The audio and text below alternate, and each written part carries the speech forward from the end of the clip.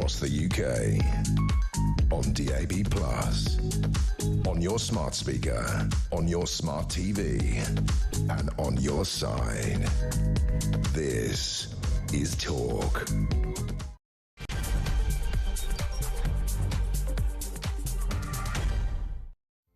Is it real? It's certainly real. Welcome back to the Home of Common Sense. Thank you to Julia. She's back tomorrow, 10 o'clock, right here on Talk. Coming up today, US officials say the ball is now in Moscow's court after Ukraine signed up to a 30-day ceasefire across land and sea. Donald Trump is expected to speak to Vladimir Putin later this week. Is Donald Trump about to solve world peace? That's not a tongue-in-cheek question. Genuinely. Is that the case? Meanwhile, the captain of the cargo ship carrying oil for the US military that collided with a tanker off the East Yorkshire coast is a Russian national, the ship's owners have revealed. Is there any relevance in this? We'll find out more a little later.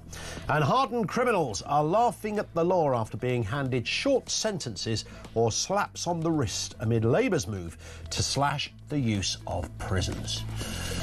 We're back there again. Everything you need to know, all the breaking news right here on Talk. 0344 499 1000. Can I just ask, by the way, on the back of that question, we are going to get into more detail on the prison sentence thing a little later. It's been around for, look, we've forever debated. I know we now call it two-tier, but there's always been these examples. As long as I've been doing this job, you know, someone's going, why is it that a bloke in Grimsby got 3 years for the same offence that someone in Plymouth got 8 years, or someone got a non-custodial? We've had these forever, OK? Often the same judge giving out due. There are other circumstances taken into account, I get that. But where we are now seems to be a particularly curious place, that we are sentencing people based on prison availability. And if that is the case, if you've been on the receiving end of a crime, you're the victim of crime, and you've had to sit there and watch somebody not go to jail for something that is palpably an imprisonable offence, but they've somehow got off with it. And at the end of the court case, you hear this roll call of previous conviction. Man alive, this fellow was a right old wrong, and he's still not behind bars. What do you think is happening to our prison system? 0344 499 1000. But I do want to talk about this as well. The word on the street is that America has, to coin a phrase, played a bit of a blinder. Are we onto something here? Is peace the way forward now when it comes to the war in Ukraine? Has the American president succeeded in simply doing what he said? Is this the beginning of the end? So Tuesday's agreement, this happened in Saudi Arabia, this between the US and Ukraine over a proposed temporary ceasefire in the war with Russia, represents by any measure an incredible change of course. Remember, it was only just a couple of weeks ago. Well, a week ago, USA suspended military aid and intelligence sharing. And then the week before that, Trump gave Zelensky such a typhoon of a dressing down. I thought his little black jumper was going to blow off in the Oval Office. We will never forget those moments. They are there for all to see for the rest of time. The USA and Ukraine diplomats were able to improve relations yesterday, however, and maybe chart a path forward. Trump, we know, is unconventional. You see, this is the fascinating bit about, for me, about this whole story. A completely unconventional character in global politics, in American politics. That, by the way, you shouldn't have to keep saying this, but there are people still scratching their head going, why do people vote for this guy? This is why people voted for Donald Trump. This is a textbook example of why people voted for Donald Trump. All of the it's unconventional. I get it. He is unconventional. He doesn't play by the usual rules. He's probably not a pleasant man, but he knows what he's doing. He never closes the door. You see, there's a curious genius in all of this. He doesn't close the door. This all happened after talks between US Secretary of State Marco Rubio and National Security Advisor Mike Waltz and Ukrainian and Saudi Arabian officials in the Middle East yesterday. Afterwards, Mr. Rubio said, we're going to tell the Russians that this is what's on the table. Ukraine is ready to stop shooting and start talking, and now it'll be up to them to say yes or no. He added that the only way to end the war is to negotiate rather than through a military solution. And so far there has been no indication from Russia whether they will accept this it's a 30-day ceasefire. It's not the end of the war. But this, of course, would be groundbreaking in terms of where we are. Unclear what the Trump team is willing to do to convince Vladimir Putin to say yes. The smart money, the kind of word on the street is that he probably will say yes, but there's no concrete evidence as to why or what needs to be said to him to get him to say yes. I want your response on this. I know foreign affairs we can often glaze over on these things, but I do think this is very specific and has a knock-on effect to us in the UK. We forget we're talking about a country on European soil. This is a nearish neighbour in that respect, relatively speaking. And of course, you know, when Russia, a huge military global power, are on the scene, I think that is everybody's business, right? So your response on where we are so far, is this it? I mean, obviously there's going to be concessions. Zelensky's never going to get all the land he wants. Putin won't get all the land he wants either, but he'll get some of it. And of course, Zelensky doesn't want him to get any of it, but he's now stuck in a flipping global geopolitical cul-de-sac. He can't go anywhere. He's got no... Trump's reading the riot act, you know. You don't have any cards. You know, you're playing with World War III. That might be overstating it, but I think the overarching point that Zelensky's got really nowhere to go. They've yet to finalise or even get into the nitty-gritty of the mineral deal. That's still up in the air as well. 0344 499 1000 is where you will find us. Is Donald Trump about to solve world peace? I'd like some response on that. We'll also get your thoughts and calls on the issue of prison sentence, the ineptitude, the inept nature of prison sentences, whether you've been on the receiving end of that, your overarching view on what is going on there, and anything else that crops up onto the show as well. Our lines are open, 0344 499 1000. Let's get a word on this and the other big stories of the day. Henry Hill is deputy editor over there at Conservative Home. Afternoon to you, Henry. Good afternoon. Well, it's worth starting, of course, with what is happening in the United States, urging Russia to agree to this 30-day ceasefire that is up and running in the proposal. President Trump has expressed hope that Putin will come to the table. Let's have a listen then to US Secretary of State Marco Rubio speaking after those ceasefire proposals. Here he is. Today we made an offer that the Ukrainians have accepted, which is to enter into a ceasefire and into immediate negotiations to end this conflict in a way that's enduring and sustainable and accounts for their interests, their security, their ability to prosper as a nation. I want to personally we both want to thank the Kingdom of Saudi Arabia, His Majesty, for hosting us, for making this possible. They've been instrumental in this process, and we're very grateful to them for hosting us here today. And hopefully we'll take this offer now to the Russians. And we hope that they'll say yes, to peace. The ball's now in their court. And but again, the president's objective here is, number one, above everything else, he wants the war to end. And I think today Ukraine has taken a concrete step in that regard. We hope the Russians will reciprocate. Mr. Rubio is correct. It's a concrete step, Henry. It's not the end, but it could be the beginning of the end.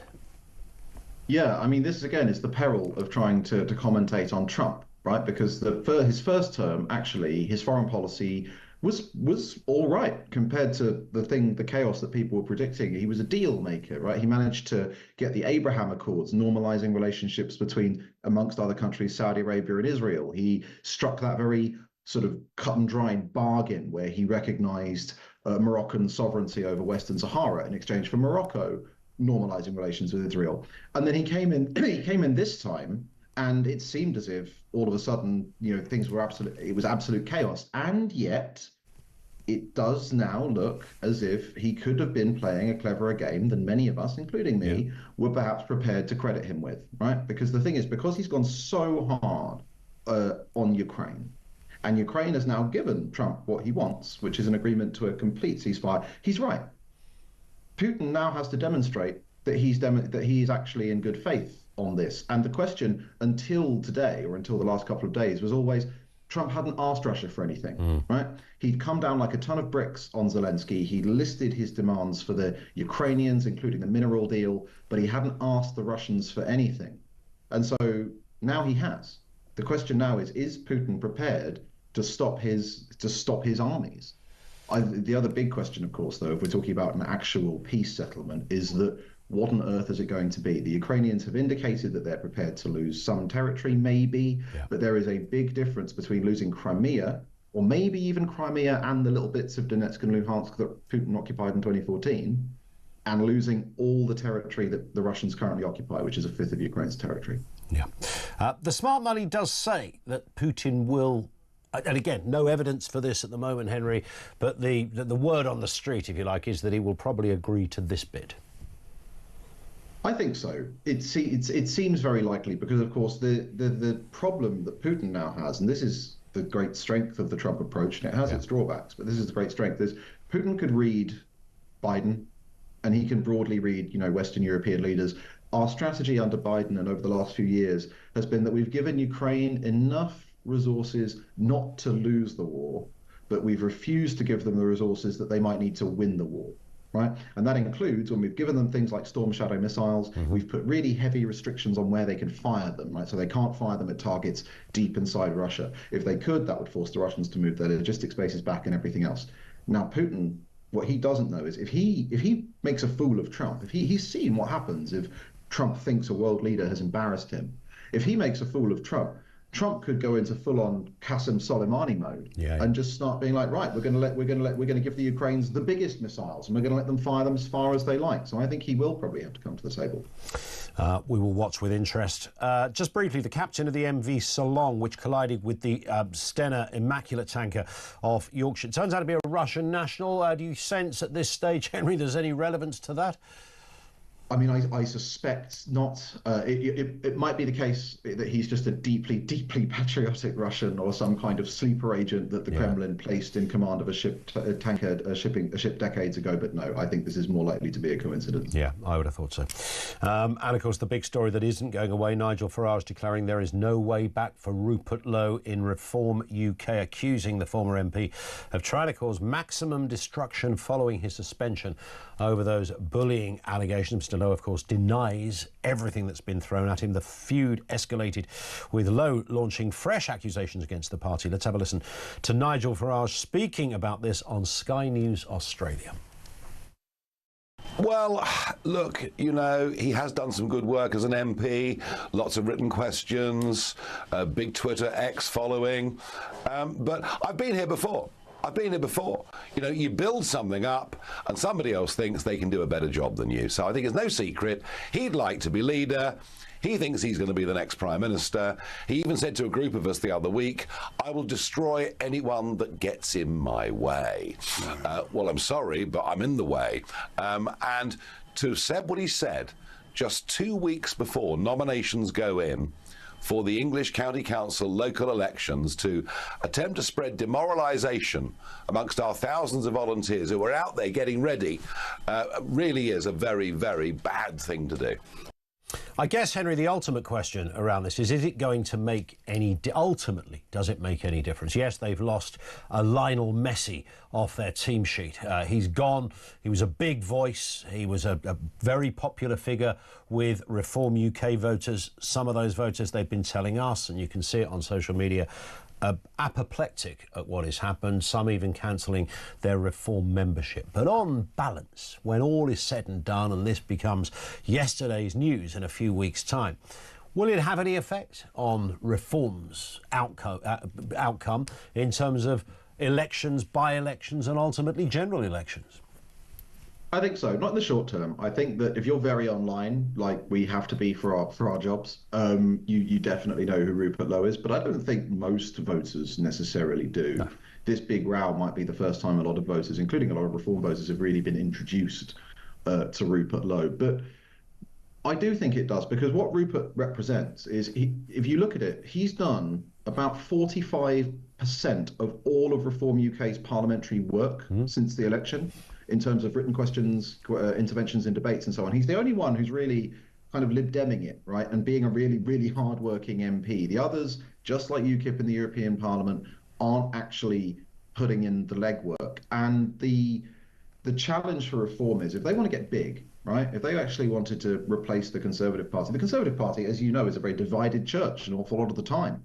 lots of people in the Conservative Party who don't like each other very much. But the reason it manages to function-ish as a big party is because it is bigger than anyone in it, and it has space for those factions, right? Yeah.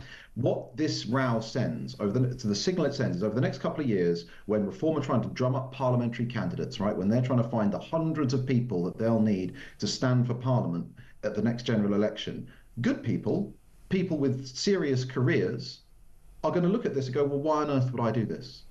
Because ultimately, this is a Nigel Farage fan club, right? If I get too big, if I grow too tall, Nigel Farage will traduce me and kick me out, and they'll do the research. Now, Rupert Lowe's quite right about this, as far as I can see. The women who the complaints are allegedly from, at least one of them has said that actually, no, it wasn't about Rupert at all. It was about another member of the office. Yeah. The complaints were filed to the police the day of his unflattering Daily Mail interview, meaning the best case scenario for Farage is that the party sat on these allegations for months and then filed them at a politically convenient moment, which is not brilliant anyway. So I think it will have a long-term effect, because if there's a real moment here in right-wing politics in Britain. The Tories are as weak as they've ever been. There was a real moment when a party could break through, but that party has to be bigger than Nigel Farage. Yeah. And Nigel Farage has never let a party get bigger than him. Indeed, and that's the interesting question, and certainly one that we've been asking in varying ways on this. When people think of reform and they vote for reform, are they voting for the party? Are they voting for Mr Farage? We'll take some more calls on that, by the way. 0344 499 1000. Henry, stay with us. More to come. We'll talk about criminals laughing at the law over those short-handed sentences. And a story that we broke yesterday. Ambulance service refers to women as people with breasts. Wow, is that how you define women now? Man alive. More on that and everything you need to know, all the breaking news right here on Talk, coming up on 1:20.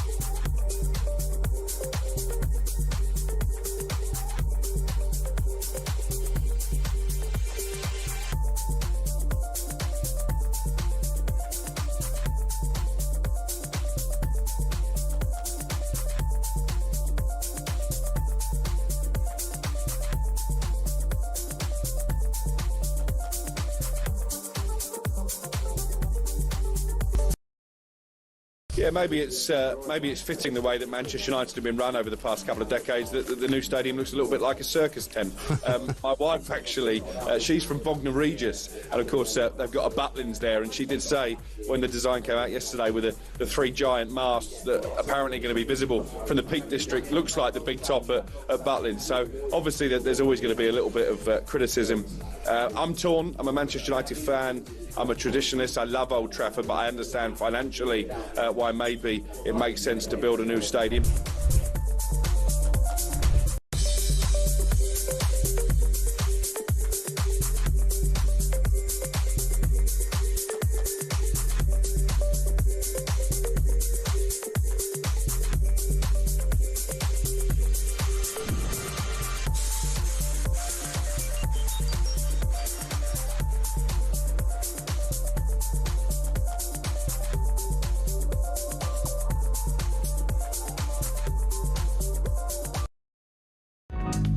across the UK. On DAB+, on your smart speaker, on your smart TV, and on your side. This is Talk. Coming from you, Michael in Norfolk, I believe Putin will agree to this ceasefire only to pause and renew his offensive when it suits him. You see, there's the problem, isn't it? That's those that haven't signed up to the kind of Trump extravaganza and have been very critical of Trump's position and arguing appeasement and all sorts of things. That is largely their position. Actually, you embolden somebody like Putin and, might leave it a little while, might leave it a couple of years, maybe half a decade. But he'll be back, to coin a phrase. Thoughts on that? 0344 499 1000. We've got Henry Hill with us, Deputy Editor at Conservative Home. Interesting one on criminality. Henry, Labour's push for fewer prisons, shorter sentences and softer punishments could fuel crime, according to Robert Jenrick, who's the Shadow Justice Secretary. He says repeat offenders are mocking the government's naivety. And there naturally will be a contingent of the criminal world that know that when they commit a crime, they're probably not going to go to jail. If you or I went out and nicked a couple of cars this afternoon, we're not going to prison, Henry. No, although we're the kind of people for whom short sentences are demonstrably effective because the short sentences work exactly on people who are not in the criminal justice system on a regular basis and for whom the shock of it and the reputational damage of it is actually a deterrent. But for hardened criminals, you're absolutely right. Short sentences don't really do much of anything. All it really does is allow them to go in and build up some criminal contacts before they come out again. What you need, and this is the interesting thing, Robert Jenrick's statement is based on a campaign called Crush Crime by Dr. Lawrence Newport, and he's correctly pointing out that actually the overwhelming majority of crime is committed by quite a small share of the population, and that if we were prepared to give that share of the population serious sentences, it would have a vastly disproportionate effect on bringing down overall crime rates. The problem, as you alluded to in your introduction, is that we don't have the room, because we have, over the last 2 decades, I think over the last period of Conservative government, I think they shut 14 prisons. And they had a net creation of about a few hundred places, despite the fact that the number of people that the number of crimes that we have, the number are going higher than ever. So we need to build more prisons. There's no way around it. And if you want to get crime under control, it's all very well. The prison reform campaigners will tell you that you can do it with community sentences and you can do it with everything else. But it is ridiculous to give somebody who's on their 30th offence a community sentence. And actually, if you look, people who get into prison in this country, they're normally on well over their 30th offence. That's how long it takes to get somebody who hasn't committed murder or rape or something of that character into prison. And just a word, by the way, on this issue of whether accused and those found guilty or those being sentenced should appear in court. We know that there was this horrendous case where a man was given whole life sentences yesterday, Kyle Clifford refusing to appear in court for his sentencing. There is suggestion that the case was in fact moved to Cambridge Crown Court because it had wheelchair access. This man, this triple killer, is now in a wheelchair, I think after trying to shoot himself. He's paralysed. But never appeared for. He appeared for some of the earlier parts of the case, but never appeared for the sentencing. And of course, it fires up that debate, Henry, as to whether people who are being sentenced for crimes should be there to see, face, and hear justice. I think they absolutely should. And I think the strange thing about this is just that the reason that they don't is because we now have this very, very strange squeamishness about any use of physical force and coercion on the part of the state. Because ultimately, if these people, I've had this debate with people, even conservatives, and they said, okay, but what happens if they don't want to go? And I was like, well, I'm sorry, but you make them go. Yeah. And they all get very, very squeamish about this. But ultimately, you know, the prison sentence is about keeping the public safe.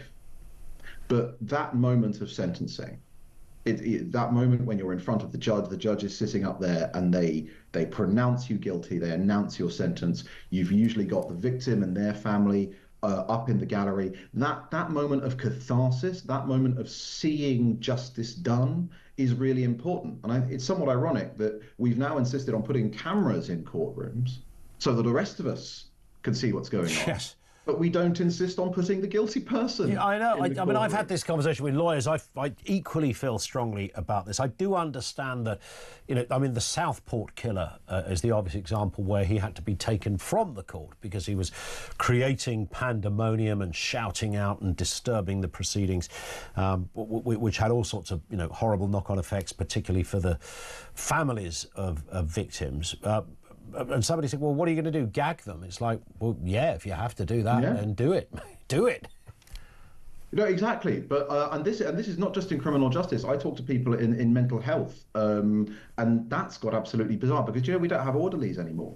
Because you can't really, because the presumption against physical force and restraint in mental health settings is now so absolute that you can't really have a job description which is big guy who's there to restrain somebody if they get violent. And that causes one enormous threat and inconvenience to staff and, of course, to patients, many of whom are not in control. So it's not just a criminal justice thing. But yes, absolutely. Ultimately, ask most of your viewers if they've seen Silence of the Lambs. Would you have the Southport killer wheeled in a straitjacket and a gurney to hear justice done if that was what it took? I would. 100%. Final story here. St John's Ambulance has faced a backlash over its CPR guidance, Henry, referring to people with breasts rather than women. Critics accusing the charity of erasing women in a bid to use gender-neutral language. The move has sparked outrage among gender-critical campaigners who call it an example of misogyny in a life-or-death context. Let's have a listen to Sharon Davis, former Olympic swimmer. Of course, she's very passionate about this stuff. Here she is sharing her thoughts on the controversy. I saw this morning, I don't know whether you saw it, but it's stuff like this which drives me nuts. So the St John's Ambulance this morning was talking about CPR. Did you see this? No. And they put people with breasts are statistically less likely to receive bystander CPR than men. Let's change that. Who are the so men? Men are still being referred to, but women, now we're people with breasts. I mean, it sort of fails this one at every level, Henry, doesn't it? I mean, firstly, this obsession with sort of gender-neutral language, which is something that affects almost no one in the land. But then you take it to this level, I mean, it's kind of, we've had chest feeding and that kind of stuff, but people with breasts, particularly if you're in the gender-neutral arena of debate, you may well be specifically talking about people who don't have breasts. I think that this is the problem with this whole linguistic circus, is that what they're trying to refer to is biological females, right? But they feel they can't refer to biological females as women, even though 99.9 something% of them are. And so they tie themselves in knots, and it's entirely right that you only ever really see this being applied to women. It's people with cervixes, people with wombs, but men are just men, right? And that is a deep inequality. And the worst thing is that actually the St John's Ambulance, the thing they're talking about is a real problem, because CPR, proper CPR, is not like you might see it in films where it's sort of like tapping on someone's chest. You need to expose the chest, and then you need to press hard enough to break ribs to do it properly. And so people are, understandably, much more reluctant about, if a woman's in trouble in public, exposing her chest, exposing her breasts, and applying that much violent force. So it's a real problem that does cost women their lives when people aren't prepared to give them the CPR that men receive, which is proper CPR. But it is so infuriating that even now, when America's moving on from all this stuff, right? American companies are scrambling to get this nonsense out of their guidebooks, to get rid of the relevant staff, and yet here in Britain, like an outlying Roman province that's still dedicating temples to Jupiter when Constantine's inaugurating the Church of Christ, we're still here pumping this stuff out in 2025, and the sooner it goes, the better. 100%. Henry, as ever, thank you. Henry Hill, he is Deputy Editor over there at Conservative Home. Thank you to him. We're going to pick up in a moment on the latest in peace deals around Ukraine. We've got a voice from all parties. Representing Zelensky, Igor Novikov will be with us. Representing the United States, Greg Swenson, Chairman of Republicans Overseas, and former spokesman for Vladimir Putin, Sergei Markov, will be with us as well. We'll listen to those voices in a moment. We'll take your calls as well. Is Trump about to solve world peace? I mean, genuine question. 0344 499 1000. Your views as well on soft sentencing. If you've got an in on that one, skin in the game, I'd love to hear from you. And of course, what the hell is going on at St John's Ambulance? People with breasts, get in the bin. Our lines are open. This is Talk.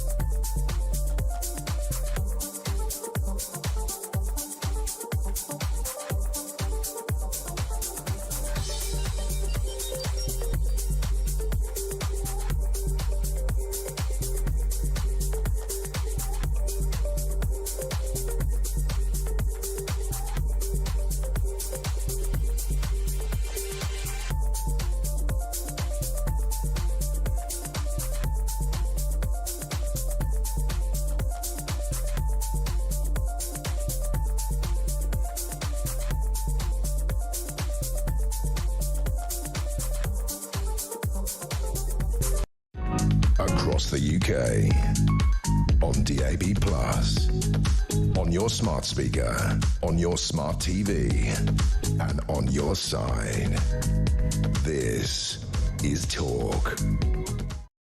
It is Talk, 25 to 2. Let's get some voices then on this latest development. Donald Trump says he will urge Vladimir Putin to agree to a 30-day ceasefire after Ukraine backed his plan to pause the war.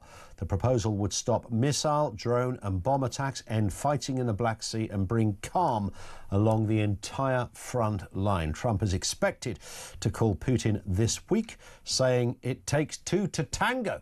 That's the quotation that is out there at the moment. Let's hear the US president's reaction. Ukraine, ceasefire, just agreed to a little while ago. Now we have to go to Russia and hopefully President Putin will agree to that also. And we can get this show on the road. We can get this horrible war where 2,000-3,000 soldiers a week, every week, 2,000, 3,000, 4,000 sometimes. I get the reports. And they're not American soldiers. They're Ukrainian and they're Russian.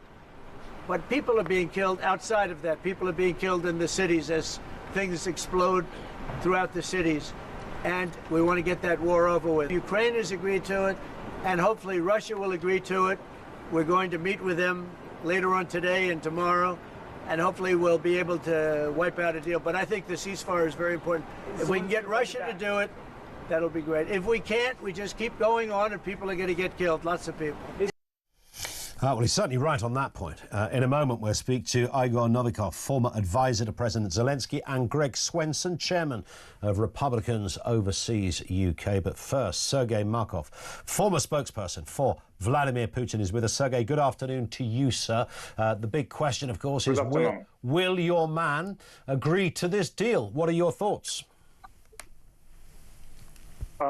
I think that Vladimir Putin will be happy to agree about peace deal, but maybe he is less enthusiastic about ceasefire, because he already used ceasefire with another side from our point of view, not Ukraine, but Ukraine and Western coalition, Western countries.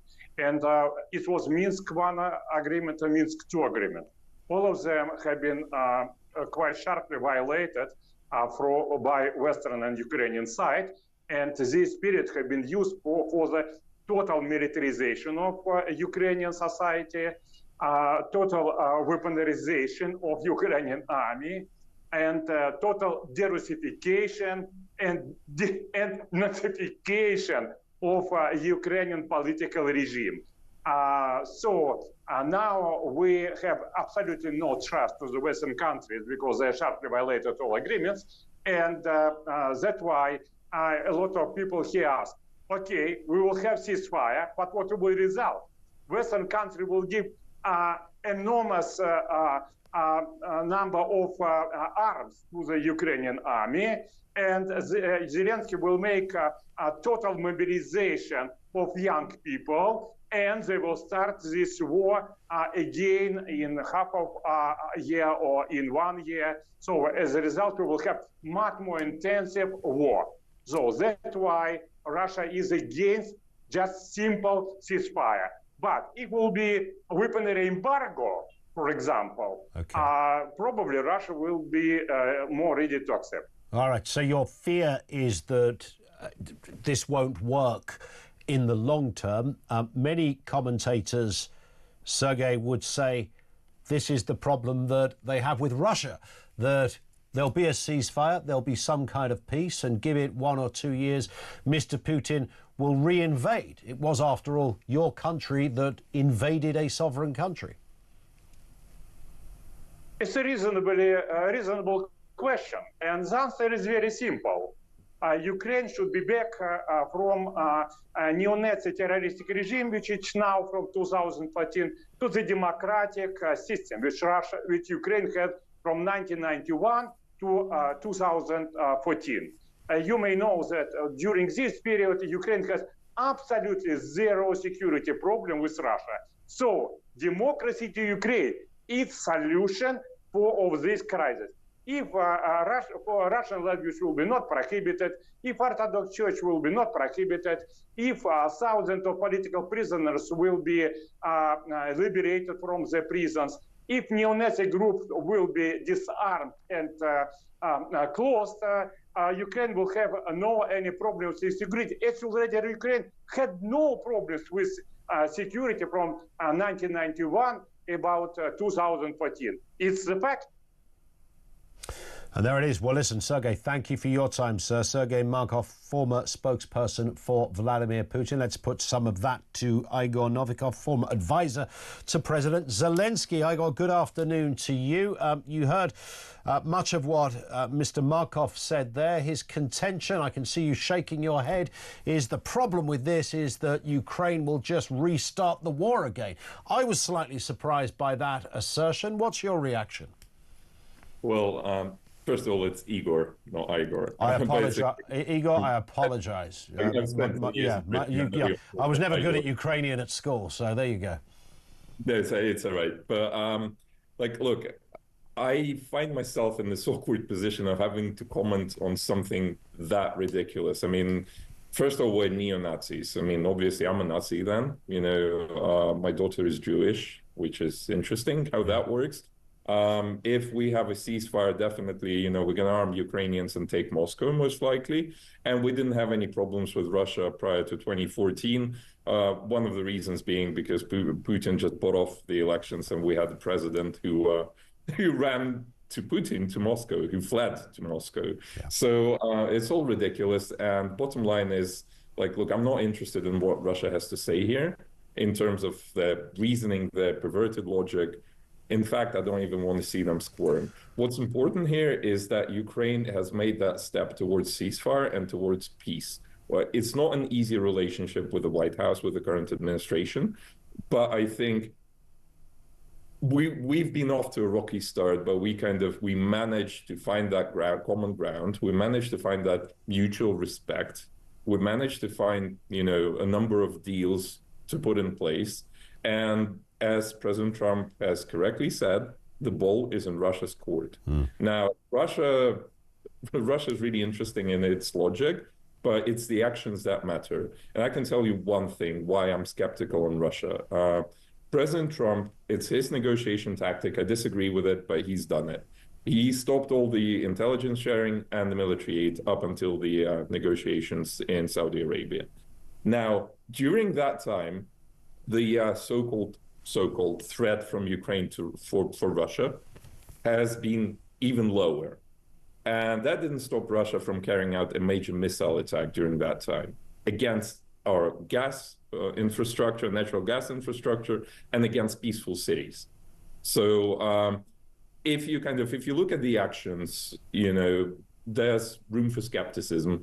But on the other hand, I believe in, Donald Trump's resolve to solve this. So it's a win-win at the moment for Ukraine, thank God. And, if it works out, we're closer to peace. If it doesn't work out, now President Trump needs to show that, he's been fair all along. Okay. He can do what he's done to Ukraine. When you heard, Igor, Mr. Markov's assertion that he can't trust, or Russia can't trust Western countries, they'll keep rearming Zelensky, etc. Do you think they are the views and the opinions of Mr. Putin? I mean, he's Mr. Putin's former spokesman, but do you sense that that's exactly what the Kremlin will still be thinking today? I don't think that's what Kremlin will be thinking. I mean, I separate propaganda from, the actual train of thought there. I think what Putin is thinking is, how can I get the whole of Ukraine? Because the situation is as favorable as it will ever get for him. Now, so I think that's the train of thought. I don't think he's afraid that Ukraine will take Moscow, Vladivostok, or Kaliningrad. I don't think he's worried about NATO because, there was no trouble with Sweden and Finland joining. And they're actually more of a threat to Russia than Ukraine is, for a number of reasons. But I think for Putin, he's still after the whole of Ukraine. He's still after being, the Grand Duda of the global order. And I think, he's going to try and squirm his way out of this situation, try and avoid this ceasefire, try and win a better position, and then see if he can get Trump to betray Ukraine. Yep. Having said that, given what happened yesterday in Saudi Arabia, I'm slightly more optimistic than I was. Listen, we appreciate your time. Great to have you with us, Igor Novikov, former advisor to President Zelensky. And Greg Swenson is chairman of Republicans Overseas UK. I mean, this is certainly a move, it seems, Greg, in the right direction. I'm referring to what happened in Saudi yesterday, but you heard the Russian voice there. He's not too sure this is going to end well. Mr. Novikov, speaking as a Ukrainian, felt a little more positive. What's your take on the Rubio talks from last night? Yeah, I'd agree that, this is a much better position than 24 hours ago or a few weeks ago. But the big question is, what does Putin do from here? So I understand that the skepticism on Putin, but this is a step in the right direction. This is what needed to happen to end this war. And ending the war, having a ceasefire and ending the war, of course, are two very different things. True. I mean, the 30-day ceasefire, that would be great. And it's hard to know what the nuts and bolts of this kind of deal is. I mean, at the end of 30 days, does everyone go, right, that's it, put your cup of tea down, let's get the guns out, boys? I mean, is it as brutal and as crude as that? Yeah, it very well might be. This is a World War I style war right now. And so, you have these ceasefires, everybody plays football together, and then you go back to killing each other in 30 days. Right. So that would be a terrible outcome, but that is a risk. And I just hope that with the ceasefire, they can get down to some serious negotiations. And, it's what's clear, and I think everybody agrees, again, I can't speak for Putin, but everybody else seems to agree, or many of us agree, that the stalemate was not working. The war of attrition was not something that was sustainable. What we can absolutely guarantee, just to bring in the sort of American domestic angle to all of this, is that we wouldn't be here at all had, Mr. Biden still been in the White House, or the woman whose name escapes me that could have followed him, Harris. Now, Kamala, I'm being facetious. So in terms of where we're at, look, people can point the finger at Donald Trump. We can talk about, the scene in the Oval Office that wasn't the most dignified for many. It wasn't perfect. Wasn't perfect. I think we can say. But I said at the beginning, look, Trump is unconventional. He doesn't play by the usual rules. He might not even be a pleasant man, but people voted for him because he does come via a different route. He does take different angles to things. There's no way of slicing this other than saying, Greg, we are here in this situation looking at peace, potentially, certainly 30 days. We are looking at this because of President Trump. Yeah, no doubt about it, Ian. I mean, look, as I mentioned, the stalemate wasn't working. Joe Biden was funding this war in a very incremental way. You know, he drip-fed support. You know, first he gave guns and ammo, then it was Abrams tanks. Much later, it was F-16s. He still hasn't given the proper communications technology called Link 16, which links the Patriot missiles to the F-16s. And yet, you know, there's all this shock about President Trump being so provocative when all Biden was doing was funding a stalemate and funding body bags. And nobody wants to see that. And I also, Ian, I have to remind the audience that Biden was funding both sides of this war, just like the Europeans have been. Biden was funding the mullahs in Iran, $60 billion in fresh capital for the mullahs. They were sending drones to Russia while we were supporting, from another bank account, the Ukrainians. And just like the Europeans have bought $22 billion worth of oil, gas, and coal from Russia last year. I mean, that's not pre-February 22. That's last year, and only gave $18 billion to the Ukrainians. So there's a lot of conflicting support here. There certainly is, and it's still a confusing picture. But let's hope it's it's the beginning of a more positive one. Greg, as ever, thank you. So. Always good to gauge your views. He is Greg Swenson. He's a dedicated, very proud American, a Republican, chairman of Republicans Overseas UK. He wasn't always a natural supporter of Donald Trump, but he played the bigger game and realised, you know, this is the guy that's representing his party. He went with it, and now we're seeing some of the fruits of those votes when it comes to international diplomacy and potential peace. Is Donald Trump the man that's going to solve world peace? I mean, it's extraordinary. You could never have asked that question about Joe Biden. And again, I have to keep putting the caveat in. It doesn't matter whether you don't like Donald Trump. Surely you'd shake his hand and say, well, mate, you've got us this far. This is looking better than it's ever looked in years. 0344 499 1000. This is Talk.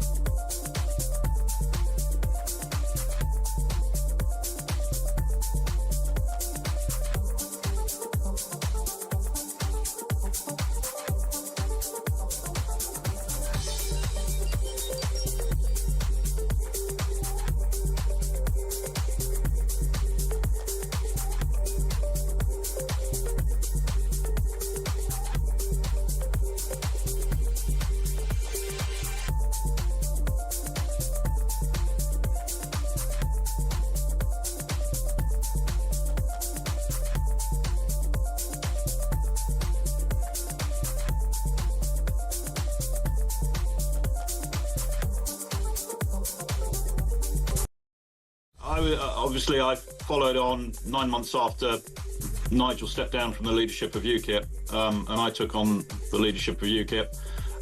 So, if you like, I was very much in that circle, and at one point I regarded Nigel as a friend.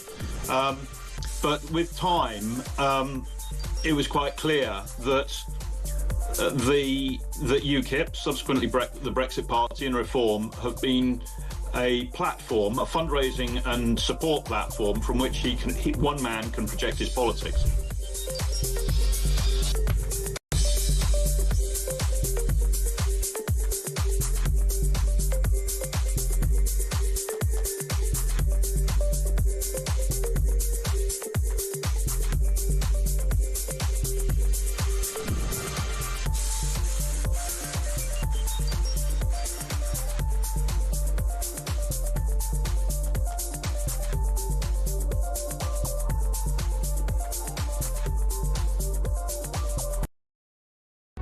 Across the UK, on DAB+, on your smart speaker, on your smart TV, and on your side. This is Talk. Mark in Middlesbrough, who says, enjoying the show, as always. As a Reform member, I'm getting sick of Ben Habib. His constant whining and temper tantrums stink of selfishness. People need to remember his rant at Julia Hartley-Brewer a few months ago, when he basically said, turn the boats back, and if somebody dies, so be it. Is it that sort of man you want as a party chairman? Rupert Lowe has been quoted as saying, deport illegals to an island around the UK and let the midges do the rest. I can't confirm any of that. Again, is that acceptable to a party that is becoming mainstream? And it's I think Mark raises a brilliant point there about the difficulty that Reform have got. And it's incredibly serious, because they don't want the whole Robinson thing. That is not them. They say, what was the phrase? That lot. They don't want to go there. Rupert Lowe, we understand, according to Rupert Lowe, says they weren't that enamoured by his kind of highlighting the grooming gangs, because I guess as a party they didn't want to be seen to be a kind of one-trick pony, only ever talking about that kind of stuff, if that is what happened. But then, of course, by not talking about both of those things I mentioned, they begin to look more mainstream. Nigel Farage's comments about, well, you can't really deport all those people. That's the problem they had. There's an identity crisis here. And yesterday when we were talking about this, loads of people were calling in saying, well, you know, it's sounding a bit like the Tories, really. Is there any difference? And that's the first time I'd really heard that quite so emphatically and with such regularity, is people suggesting that Reform were no longer the party that sits outside of mainstream politics, but just doing the same as all of the others. They're playing the same old game. Is that how you feel as a Reform voter? That the party ain't no different really to the Tories?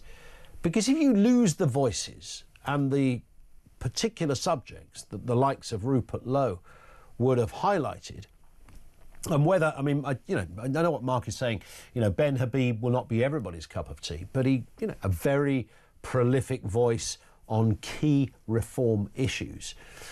To lose those voices, what are you left with as a party? Does Reform look and feel very different without those kind of voices in it? And what would therefore be the point of people whose political appetite is not being satisfied with the conventional, that Labour, Conservatives, Lib Dems, etc., is not being satisfied there, so they go to Reform only to discover that actually we do want robust action on these things. We want robust. It might not always be colourful, might not always be attractive, but we want robust action. So as a Reform member or a Reform voter, how dangerous is that position? Because I think that could be, potentially lethal for Reform. Because if they're not advocating, talking about, debating, questioning those key issues, the reasons why people want them in power, if they're not doing that, then what are you left with? I think that's a reasonable question. I think Mark raises a reasonable point too. 0344 499 1000. Let's go back to Donald Trump. This will be Georgina down in London. What have you got for us, Georgina? Good afternoon. Good afternoon, Ian. Well, I think a little bit of skullduggery has gone on here. I think that Donald Trump and Putin sorted out between themselves what actually Putin would be willing to accept in these negotiations before Putin even left So I really do think now that the deal is done. So you think they've already had a conversation? What, you mean recently, or the last time they were debating? The last time they were together, and it looked like they were all palsy-walsy and having a bit of a boys' party, I think Donald Trump sat him down over a glass of really good wine and sorted the job out with him. This is what I think. And I think now he knows what Putin will accept already. He's going to go back to Zelensky, so he knows now that the job's done. So I am going to chill a bottle of champagne on this. There it is, but it's only it's a 30-day ceasefire though, Georgina. So it could be, you know, a temporary job done. Mighty oaks from little acorns grow. Yeah. We have got to keep a really optimistic look here. You know, because we don't want any more people being killed. Enough is enough, you know, and every day it's needless. This war now is futile because it is going to come to an end one way or another. So every death is worthless. No, have we not learned anything? This is the 21st century. 100%, yeah. Well, I mean, every now and again it crosses over you, doesn't it? I know it sounds like some kind of bizarre, slightly hippified lefty comment, but the futility of war, it hits you sometimes. You think, wow, we really still do? We still do this? We're still 21st century. We still send literally human beings with a rifle to face another human being with a rifle and go, go on, boys, have a fight. It does seem to many of us extraordinary. Georgina, thank you. Interesting point. She thinks it's kind of the deal has already been carved out with Putin. Are you that confident that that is the relationship Mr. Trump already has with Putin? There's a lot of games of kind of geopolitical chess being played here. Separate point, Paul in Fife says, been watching PMQs once again. Kemi Badenoch less than convincing. Every week it seems she passes up an open goal. Starmer is bad as Prime Minister, as we've seen, and leads the worst, most despised government in history. Yet Badenoch is so lame, so weak in making her points that she actually makes Starmer look good. The Tories scored another own goal, making her leader. Jenrick would have been having a field day every week with Starmer. You look at it and think, wow, if you can't romp home now, you've got the Labour Party falling apart on so many fronts. The hypocrisy is breathtaking. The contradiction in views they used to have that now apparently they no longer do. You've got Reform having difficulties. If ever there was a point in recent time that it was the Tories' day in the spotlight, it should be now, and they're flunking it. Kevin Schofield joins us. He was there at PMQs. What does he make of it? Details next.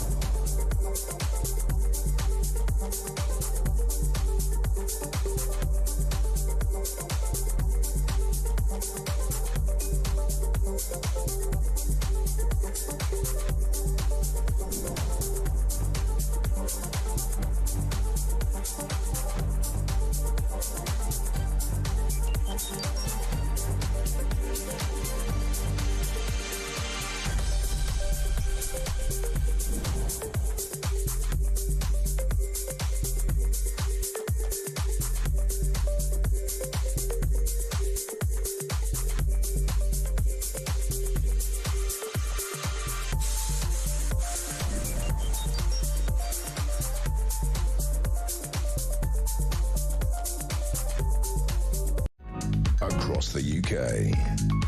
On DAB+, on your smart speaker, on your smart TV, and on your side.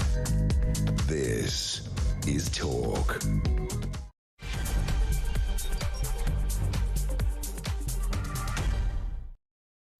And good afternoon, 3 minutes after 2 o'clock. Welcome back to the home of common sense. Coming up, US officials say the ball is now in Moscow's court after Ukraine signed up to that 30-day ceasefire. This affects land, air and sea. Donald Trump is expected to speak with Vladimir Putin later this week. We watch with interest. Could it be that Donald Trump is about to solve world peace? I'm not even asking that question in a cheeky manner. Genuine question. Is Trump going to be the man that makes it happen? We'll have more comment from you on that. Meanwhile, over here, Prime Minister Keir Starmer says he's disappointed by Trump's global tariffs on steel and aluminium, or aluminum. But he is negotiating an economic deal with the US and will keep all options on the table, apart from responding to tariffs. It seems every other country appears to have done so, but not us as yet. Also this afternoon, hardened criminals are laughing at the law after being handed short sentences or slap on the wrists amid Labour's move to slash the use of prisons. This is not ending well. It's a catastrophe out there. If you've had an experience or you've got skin in the game when it comes to sentencing, the ineptitude of our prison system, our justice system, all ears at this end. 0344 499 1000. Brad in Cambridge says Reform are facing the same issues as Labour have faced for decades. There is a balance to be struck between being as radical as some members would like and making the party electable to the majority, and that is spot on. It's precisely that. Reg says Nigel got Brexit, and I was hoping he was going to get us away from the European Court of Human Justice or Human Rights so we could just finally stop the votes. That was the reason why I became a Reform member. Well, of course, they'd have to get elected to be able to do that, but his position on immigration is, I don't know whether it's changed or whether it's become just more realistic. Some would say the latter, in fairness to him. 0344 499 1000. Kevin Schofield is with us, political editor at HuffPost UK, hot-footing it straight from straight from Prime Minister's questions, Kevin. Give us a flavour of the atmosphere in the bear pit today.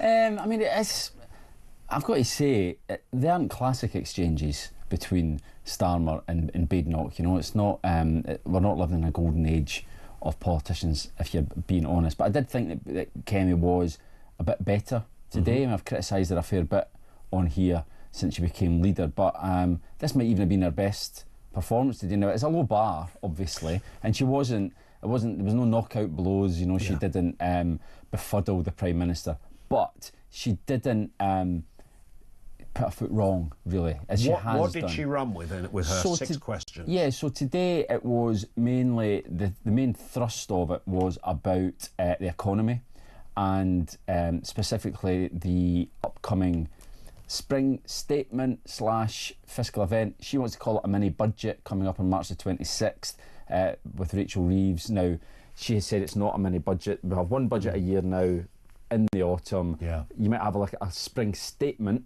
but it won't be all bells and whistles, tax and benefits, what have you.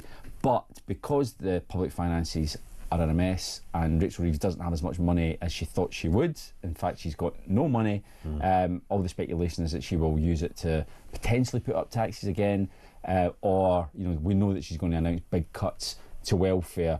But specifically what Kevin Badenoch was asking about was the national insurance rise for employers, which she described as a jobs tax, which I think is quite a good punchy way to really cut through to ordinary punters, because a lot of people are worried about their jobs. You know, if their boss has suddenly been hit with a much bigger national insurance bill and they look to save money, then their jobs could go on the line. So it's a potentially fruitful little avenue for her to. Wasn't there a sort of more junior minister that was asked that question about small businesses? Can you really name a business that is okay with this national insurance? And he said the Co-op, which is a multi-billion-pound empire with thousands of stores. I think he cited a couple of others. It's that difficult moment when you're a minister who's not usually at the dispatch box and somebody goes, "It's your turn," and you think, great, but not so great, because I've now got to answer these questions, and they're really awkward, and I don't honestly know the answer to all of them. And they're rifling through their notes that the civil servants have prepared for them, and the expectation of everything, and that's the one question that they get asked that they don't have an answer for. Note for.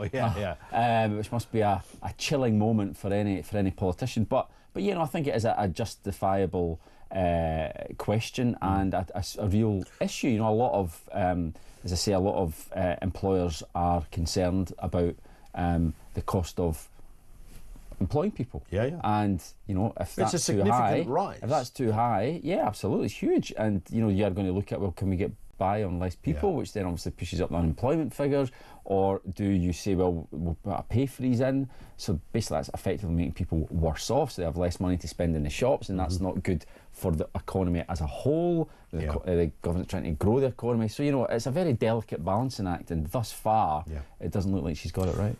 Was tariffs mentioned from Kemi Badenoch?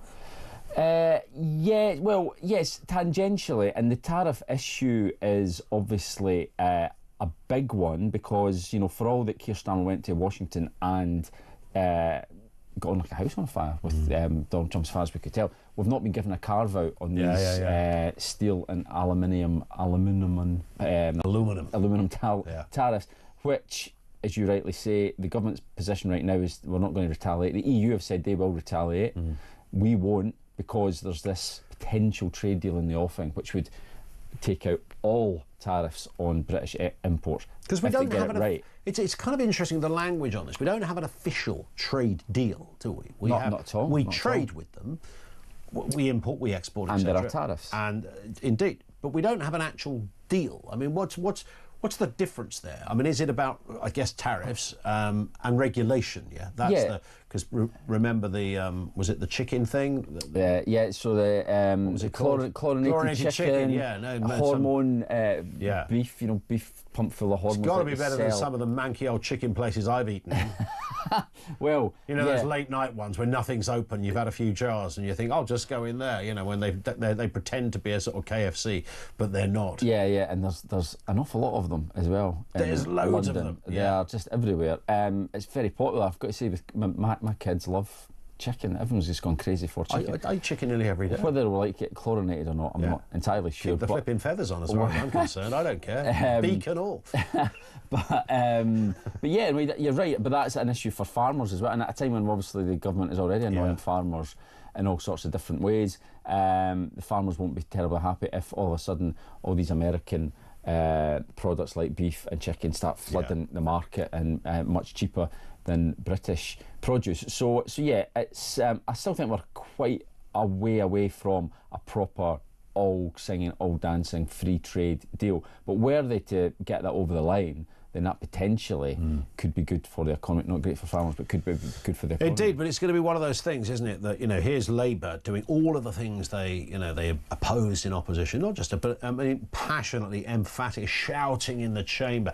Welfare cuts is the obvious one. You know, George Osborne and David Cameron were essentially a pair, a duo. I don't know what a collective noun is for antichrists, but they were when there's more than one. But they were that, weren't they? And you know, Angela Rayner, God knows who else. And this is evil, how can you do this? And then, of course, the reality of being in government, as Labour are discovering, it's a very different ball game. You know, you've got to do stuff that isn't that popular. Absolutely, and it's going to go down very badly with their own voters in particular. Although I was on a briefing this morning, there was some polling, and they were saying that, you know, on the whole, the public are supportive, but at the same time, there is a British sense of we need to protect the vulnerable. So there's a balancing act there. If it looks like they're being too hard on people who genuinely cannot work because they're ill or disabled, if it looks like they're penalising them by reducing their benefits, then that could actually blow up in their face. So you've got the welfare, they're bringing in the chlorinated chicken, and the Tories were roundly attacking, you know, what do? You don't care about food standards, you evil, wicked Tories, because they're always evil and wicked when they do it, and you know, slightly different spin when Labour do it. It's much nicer, because there's nicer people. That's a nicer form of stupidity, or whatever you want to, depending on where you sit. Rupert Lowe, I'm assuming, was not in the House of Commons today. No, there was no sign of him. Although, to be fair, he is one of the hardest working MPs in terms of questions asked in the House, written questions, and just physically being there. You do see him a lot, but it's going to be slightly awkward now between him and his 4 former Reform UK colleagues, because Nigel Farage has said this morning there is no way back for Rupert Lowe, and I think we already knew that. I mean, it's been pretty visceral, the hatred from both sides, really. I mean, some real excoriating exchanges between Lowe and Nigel Farage in particular. All done very publicly. All done very. I mean, all these things used to be done behind closed doors. You see sources close to and allies of, and now it's all just on social media. I mean, it just used to be, you'd wait, you'd turn on the TV at night, you'd wait for Alistair Burnett or Sandy Gall to pitch up and tell you what happened. Here's our man at Downing Street, to tell us. I can't remember who the political editor was back then, but Michael Brunson. I'd forgotten about Brunson. Brunson was great. He had the coat, didn't he? The beige coat. The almost part of the uniform over there at Fleet Street. You'd wait for those moments, and then somebody would emerge with the latest, as they walked back to their car, etc. But now it's just like, just stick it on Twitter, boys. By get it on the Facebook, on TikTok. By 9:30 this morning, there was already a full-on row in public. On Twitter, X, between Nigel Farage and Rupert Lowe. I mean, it's incredibly unseemly. I have to say, thus far, it doesn't look to have massively affected the Reform polling numbers, although I did see another poll came out this morning from YouGov, which shows that the proportion of Reform voters at the last election who now have a bad opinion of Nigel Farage has actually doubled. So it's from 12% to 23%, I think, in the last week. So on the back of all the Rupert Lowe stuff, because Rupert Lowe does have a constituency of support within the party. So, but I mean, there's a lot of this, I keep using this sort of football analogy. It's like having Messi and Ronaldo both on your team sheet in their world, because, these are big beasts. They're great speakers. They're very passionate. You tend to listen to them. Only a few people have that special thing. Whether it's a sort of Dennis Skinner, a Galloway character, a Rees Mogg, whoever it happens to be, there's just a tiny amount of those MPs can do that bit. When the house goes quiet when they stand up, those kind of people. I mean, somebody here, this came in from Charles, who says, I've heard this many times about Rupert Lowe, and he 46% of questions, written questions and verbal ones in Parliament were made by him, so he was doing all the donkey work for reform. He's doing a lot of that. Charles says, simple answer is it's a small party. His job is asking questions. Nigel is front of house. I'd love to believe it was as organised as that, but we know it definitely isn't. Definitely not. I mean, this is a bloke that, of course he's got an ego, and so has Nigel, and so are, like, 90% of the House of Commons. And he's a big beast. He's a multi-millionaire businessman, probably doesn't take orders too well, I don't dispute that, but neither do any of them perhaps in that world. No, that's true. One thing I would say, the difference between Rupert Lowe and Nigel Farage is that if Rupert Lowe was the leader of the party, I don't think they would be polling nearly as well as they are. Nigel Farage is someone who, has cut through. Whether you like him or not, you have to acknowledge that he does have a gift for political communication that few other politicians do. Whether you agree or disagree with what he says is by the by. He's very good at getting his message across, and I just don't think that anyone other than Farage as leader would have Reform where they are at the moment. So that's why it's such a dangerous moment for Reform right now. But it's a good point that was raised by an earlier texter that, that they are... Reform are going to experience that battle that Labour did, when Blair changed the party. Remember that great conference when he said that, which clause was it that had to go, given the unions? Clause 4. Clause 4.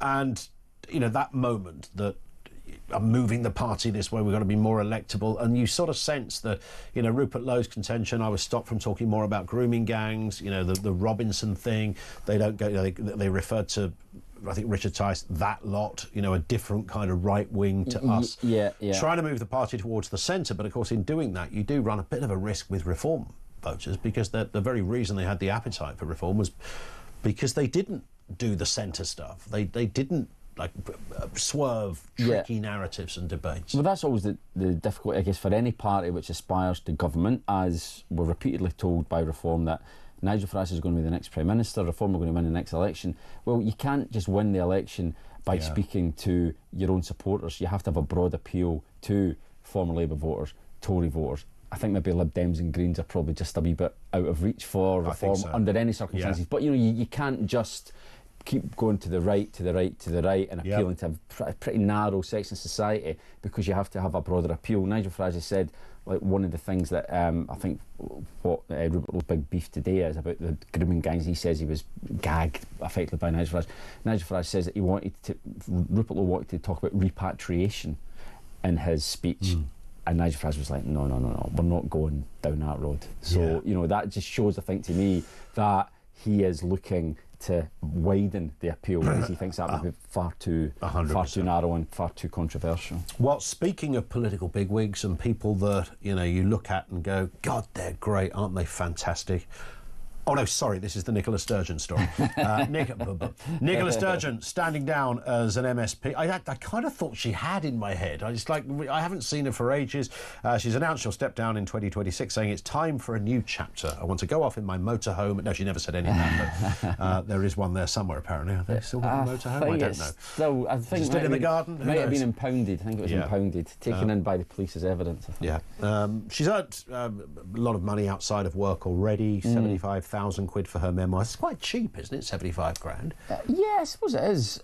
She got quite a lot of money. She was on ITV, I think, a rival channel, for the election. She got got 20. How much was it? It says here 25,000. Well, not bad for a night's work, is it? Although she did have to sit there and watch all those SNP seats fall to Labour. Well, that's very true. That was probably worth the 25 grand, wasn't it? A painful night. Back to you, Nicola. What do you think? Oh, don't come to me again. Exactly. But it's not a massive surprise. We kind of, once you've been, it's the same as down here, once you've been a Prime Minister, to then think you're going to spend years on the back benches, it must be just miserable. You're never going to return to the front bench, unless you're David Cameron, right enough. He became Foreign Secretary. That's true. Bizarrely. But, that's an exception. You're not going to just sit there. The big exception is Ted Heath, of course, who sat there forever, didn't he? Well, he maintained this sort of, he was in the huff for all those years, because he just wanted to be a nuisance to Margaret Thatcher. Absolutely, yeah. He always sat fairly near the front, didn't he? He was on the second row. Yeah, over the other side of the gangway. He sat on the front. He was always sat there, looking thoroughly and I can remember, Thatcher being on the back benches for, I don't know, 6-7 months or whatever it was. Yeah.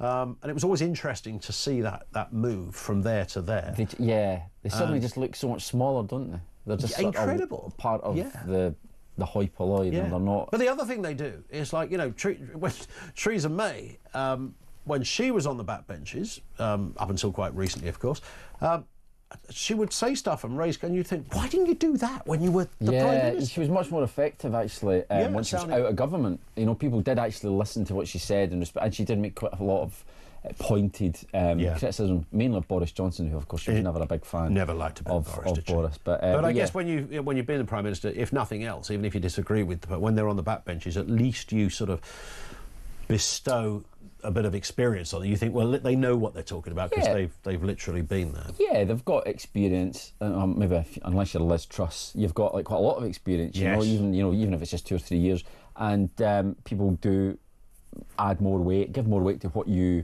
say. But obviously, Nicola Sturgeon, I'm not in Scotland anymore, obviously, but by all accounts, she was barely has been turning up at the Scottish Parliament, so not that much of a surprise. What she does now, though, we'll have to wait and see. This police investigation is still going on. That's still going on, of course, but, there's nothing like TV companies like them more than one of the sort of travel reality shows. You mentioned Liz Truss, Lizzie and Nikki down under, I don't know. Yeah. Maybe that's not the best turn of phrase for this particular show. I don't know, but there could be something. There could be something in that. In a camper van. I would watch it. They take the camper van, Liz like Truss Bradley and Walsh and his son did.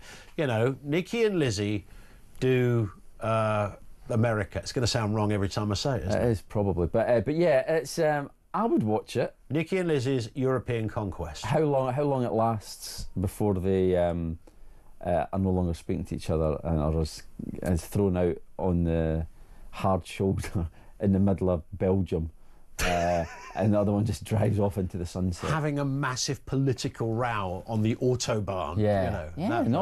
Please were called to an I'm a bit strange. I would watch it. I watch strange stuff too. Yeah. Not that strange, though. Kevin, thank you as ever. You're very Kevin welcome. Schofield, political editor at HuffPost UK, with us on the programme. Back to you in just a second. Anything we've been touching on, the Reform UK stuff. Peace in Ukraine, down to Donald Trump. Is he the man that's going to solve world peace? Short sentences and all the other elements of the programme that have certainly got you interested this afternoon. Back with you in a couple of moments. This is Talk.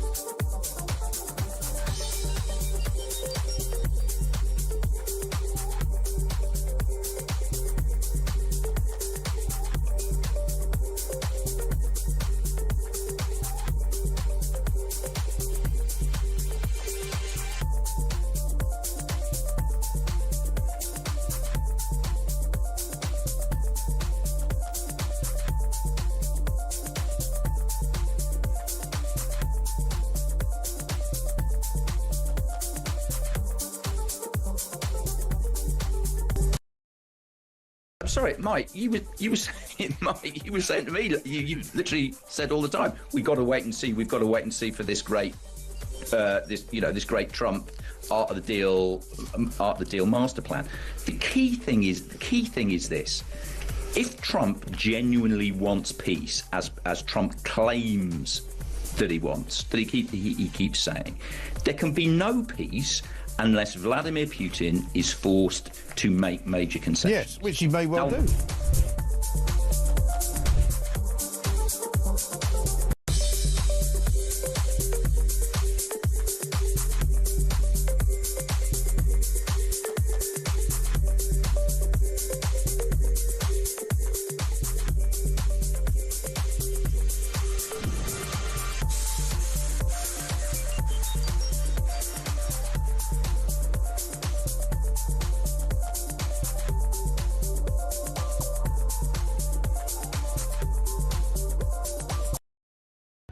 Across the UK, on DAB+, on your smart speaker, on your smart TV, and on your side. This is Talk. It is Talk, 2. This one from Nigel. Reform will get my vote at the next general election unless they completely fall apart. However, the recent selective mutism and apparent backtracking being so blatantly shown on some of the key issues that matter to the population means that I am unlikely to be a reform supporter beyond 2029. What is wrong with our politicians? It's heartbreaking, the mess they are making of things. Do you know what I think it is, Nigel? I think it is apathy from others. It seems to me that politicians work to this kind of centre ground. Not necessarily. I mean, there is a groundswell of opinion that does sit in the centre ground. People are kind of like, well, yeah, you know, I want this for the country, but I also want a bit of that, and don't have sort of views that would sit outside, you know, fairly conventional thinking. There's a big group. Arguably, this is what politicians argue. That's where the biggest group is. That is the biggest group. So yes, you get the sort of the Corbynites over there, that are very passionate about all the usual issues around immigration, issues around workers' rights, etc. In a more extreme way, if that is the right way to put it. They would say it's not extreme at all, it's perfectly normal. And then on the other side of all of that, right at the other end of the scale, you've got Reform UK, who on both similar issues but have opposing views. But there's not enough of those people to form a government. So you go in the middle, and it's sad in a way because some of those people in the middle might genuinely it's not that they're ambivalent, it's not that they don't care, their views just aren't that strong. But there is a contingent that don't care very much that still find themselves in the middle, which is a shame because on the extremities, if that is the word, just for the definition of this example, that you have passionate people. And you want passionate people. I thought Jeremy Corbyn was the ideal Labour leader because he represented what Labour to that group of people was. But there wasn't enough people, even though he did actually get more votes than Keir Starmer, there wasn't enough people in the country to share that view. And that's always the problem that Reform have got, hence the reason why they're kind of modifying somewhat to try and scoop up some of that centre ground. Steve's in Colchester. Back to the issue of Russia and peace talks. Steve, what have you got for us? Good afternoon. Good afternoon, sir. Look, history forgotten is history repeated. People have got to get an education on what has happened to the Ukrainian people at the hands of Russians and other nations, even in recent memory. Georgia's been taken on twice by Russia twice. The Chechens twice. They're in Moldova already. I've been there. They are fighting in the way that we fought 2 world wars and for the Falklands and other conflicts that we've been engaged in. We shouldn't be telling them what they should give away of their land. Mm-hmm. Would we have given away our own land in 2 world wars? Of course not. And what we have an obligation under treaty to protect their borders. Russia clearly has the same obligation, has decided to not go with it. The Yanks apparently have decided to find a reverse gear and disappear back across the Atlantic. So it's now down to us. If we let them do this, you may save lives in the short term, but you will not save lives in the long term, and it'll be far worse, far more expensive. Look at the places that the Russians have already stuck a claim into. Finland, Sweden. They've even stuck a flag on Alaska, for goodness sake. Yeah, Canada is obviously the 51st state. He repeated that yesterday. Well, can you imagine, by the way, Kamala Harris saying, I want to make Canada the 51st state? Can you imagine the absolute anger, the lampooning she would get from the kind of Trump side of things? But of course, if Trump says it, then it's okay. The Americans have got what we got. Labour didn't win the election. Tories absolutely threw it up a wall for 14 years. The Americans, Trump didn't win the election. They were so hacked off with the shenanigans that went under the Democrats. They completely lost. The Democrats. Was Kamala Harris democratically selected? Of course not. It's a game. We're just the little people. We're the guys that go up in front of the bullets when they start flying. We've got an army of 75,000. 20,000 of them are infantry. Where the hell are we going to do peacekeeping operations? We're not needed out there. There's plenty of people motivated, committed. The best army in Ukraine is the Ukrainian army. The only thing they haven't got is enough bullets to keep the Russians back and push them back out. Give them the tools to do the job, and we won't have to worry about Russia for a generation. Steve, thank you. Very passionate and fluent response to current events over there. Thank you to him for that. Messi and Ronaldo, says one here. This is the Rupert Lowe and Nigel Farage. Messi and Ronaldo of the Reform Party. Does that make Lianas and Mbappe? I think probably makes Lianas and Dennis wise. This one from Caroline. If Lowe and Ben Habib were to form a party, I would move over to them as they are more to the right, but not sure they could do it together. However, if Elon Musk gave them money, then maybe they could. I mean, that would be interesting, wouldn't it, if Elon Musk sent a foreign assistant to the current American government threw a load of money into a new party. I'm not sure that would be quite within the rules. But the problem they would have, Caroline, it would be very attractive to lots of people who love Ben and Rupert, but could they cause a problem? They'd probably dilute the reform vote. And an interesting one from Gary, who says Robert Jenrick would be no better at PMQs than Kemi Badenoch because he would have all the same baggage as she has in the form of the Conservatives' record in government. Whatever line of attack she takes on Starmer, it is all too often allowed by the Speaker to avoid giving a proper answer to the question and instead just points at her party's 14 years of failure. It would be no different for Jenrick. That baggage is as much his as hers. More so probably because he served as a minister in the areas of health, housing and immigration, and particularly on that last point, immigration. When we've spoken to Robert, he's been on the programme a couple of times, he made the point that, you know, he left that job because he wasn't happy with the policy. My problem, I think, with Robert Jenrick is, and I know this is going to sound strange, bearing in mind our Prime Minister is Keir Starmer. We had Robert come into the studio. He was on many of our shows on Talk during that time when he was electioneering and wanting Tory votes to become the leader. Politics today is more than just like saying the right things.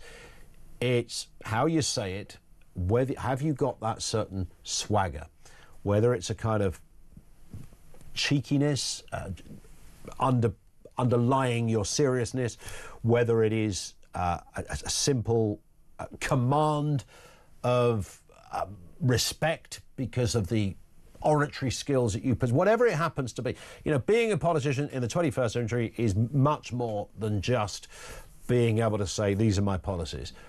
You've got to look the part, walk the part, sound the part. And I think Jenrick, sadly, fails on quite a few of those things, as does Badenoch as well, for that matter.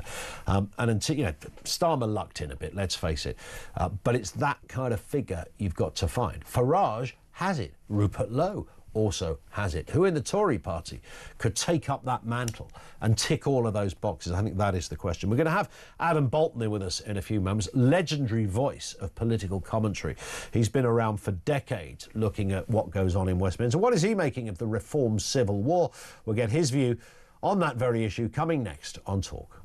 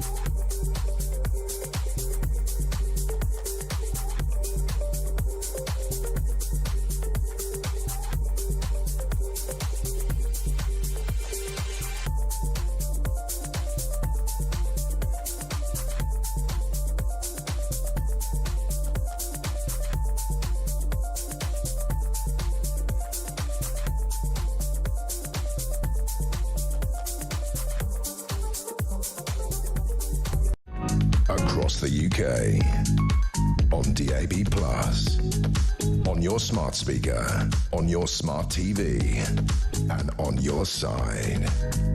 This is Talk.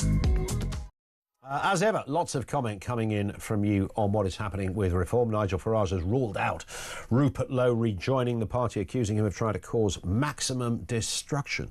Lowe suspended, of course, over allegations of bullying reported to the police for threats that he completely denies. He claims the party silenced him over his comments on Pakistani grooming gangs and has criticised Farage's leadership. It all went very public as well on social media. He says he is keeping his options open, including the possibility of joining the Conservatives or forming a new party. Let's speak with Adam Bolton, veteran political journalist. How often does that word veteran crop up, Adam?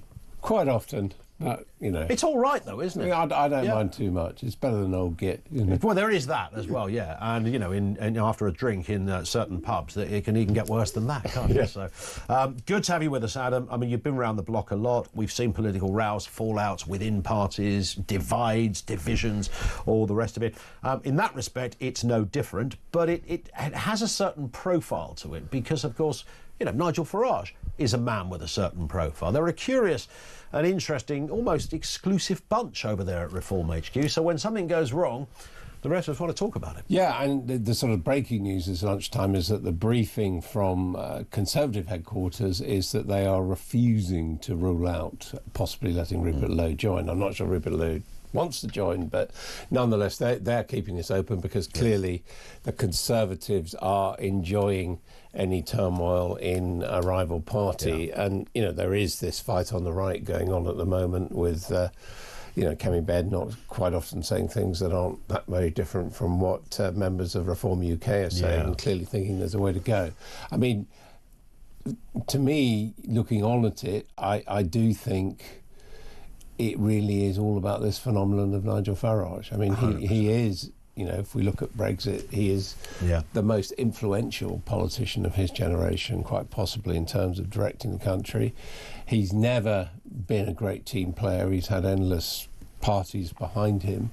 But he is, you know, Rupert Lowe sort of talked to him about being the Messiah. I mean, I think the problem they've got is that he is the Messiah of, you know, the alternative right in this country, and so I think it's. But who's the naughty boy though? Because you know, here we have Rupert Lowe as also a maybe not a household name. I think we sometimes forget that. You know, lots of our callers who are, you know, very passionate about reform or very passionate against reform, but you know they're aware of all of this. But I think if you went out on the street with a picture, most people would recognise Farage, wouldn't recognise Rupert Lowe. Well, I've got to admit, I've never heard of Rupert Lowe until this year. Until he became an MP. I mean, I know he was a member of the European Parliament, but the one that you knew was Nigel Farage and his psychics, and I think that is possibly the mistake which he's made, is thinking that you could somehow challenge Nigel Farage, dislodge Nigel Farage, and there would be something worth having left after it. I mean, that said, it, you know, who knows about these allegations against him? Clearly, he got that letter from his staff who are still working for him, very supportive yesterday. Looks and smells a bit like dirty politics, but you know, who knows? Perhaps there is some substance in that, and that I think is what's interesting about Nigel Farage. Is if you look at him, it is very difficult to connect him to what a critic would call extreme behaviour. He's pretty fly at not getting tarnished. You know, if you think back to Nick Griffin of the BNP or whatever, Farage wants broad appeal.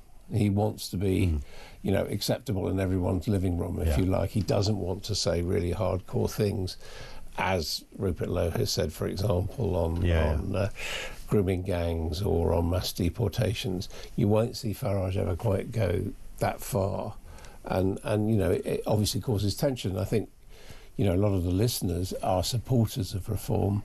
They want deeper, you know, more assertive policies in some areas to deepen the party, whereas Farage approach is keep it a little bit shallow but broaden it out so you can bring in a lot. And I think he was possibly on Sky recently, gave an interview and asked about that question on immigration. You know, well, you can't just deport everybody, you know, and for many reform votes they thought, hang on a second, this is the party we voted for this very reason. Rupert Lowe is saying this, but Farage isn't. But, you know, that's in the wider spectrum of this discussion. Farage is going to win that debate, isn't he? I think he probably will. I mean, the debate was, Rupert Lowe said in terms, we can't be a party of protest, but actually the way that you can garner the most votes is by being a party of protest, of just saying, we've had enough. I mean, look at the last election. Effectively, the Labour Party turned itself into a party of protest against the Conservatives as well as Reform, which both did pretty well. Yeah. And now implementing their policies, which is... but that always happens, doesn't it? I mean, in terms of where this goes next, look, you've seen this a gazillion times at Westminster. The story will die and it will move on, and they may do well in an up-and-coming by-election in Runcorn. There's a possibility Reform could do well there. That would be a great moment for them as a party, wouldn't it? It would be an opportunity to say, look, we've had this rough deal with the Rupert Lowe debacle, but we're back. We've even got a new MP. I think if they were to beat the Labour Party in Runcorn, it would be a massive result. I mean, they're coming from, at the general election, they already did pretty well. I mean, Reform were in second place with 19%.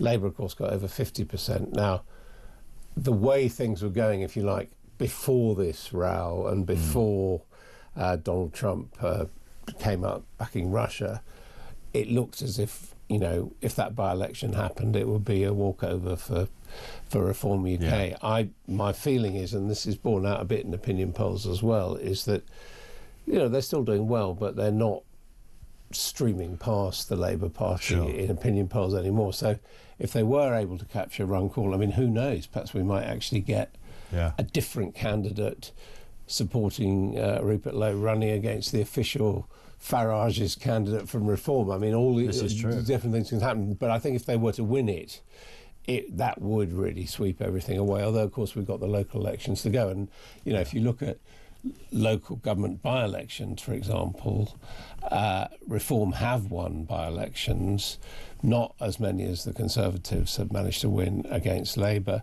And even in the last couple of months, Reform have been slowing down in terms of their by-election victories. So this, to me, does not look like good news for them. But equally, I don't think Nigel Farage is going to go away. No, he's not. And of course, he nearly did go away before, when the election was announced back in mid last year for the July election. Because he said, I'm not doing this. I'm going to go and work for Donald Trump. But then there was obviously a bit of a moment where, as you all remember, Adam, Richard Tice was the one who was going around the studios giving interviews to people like us and chatting away, and then suddenly Farage returned after some kind of... I mean, another point I think is Tice and Lee Anderson, the whip of the party and the other sort of big figure, they all seem pretty tight on Farage at the moment. 100%. 100%. And so that, again, is pretty good for Nigel Farage's chances of surviving.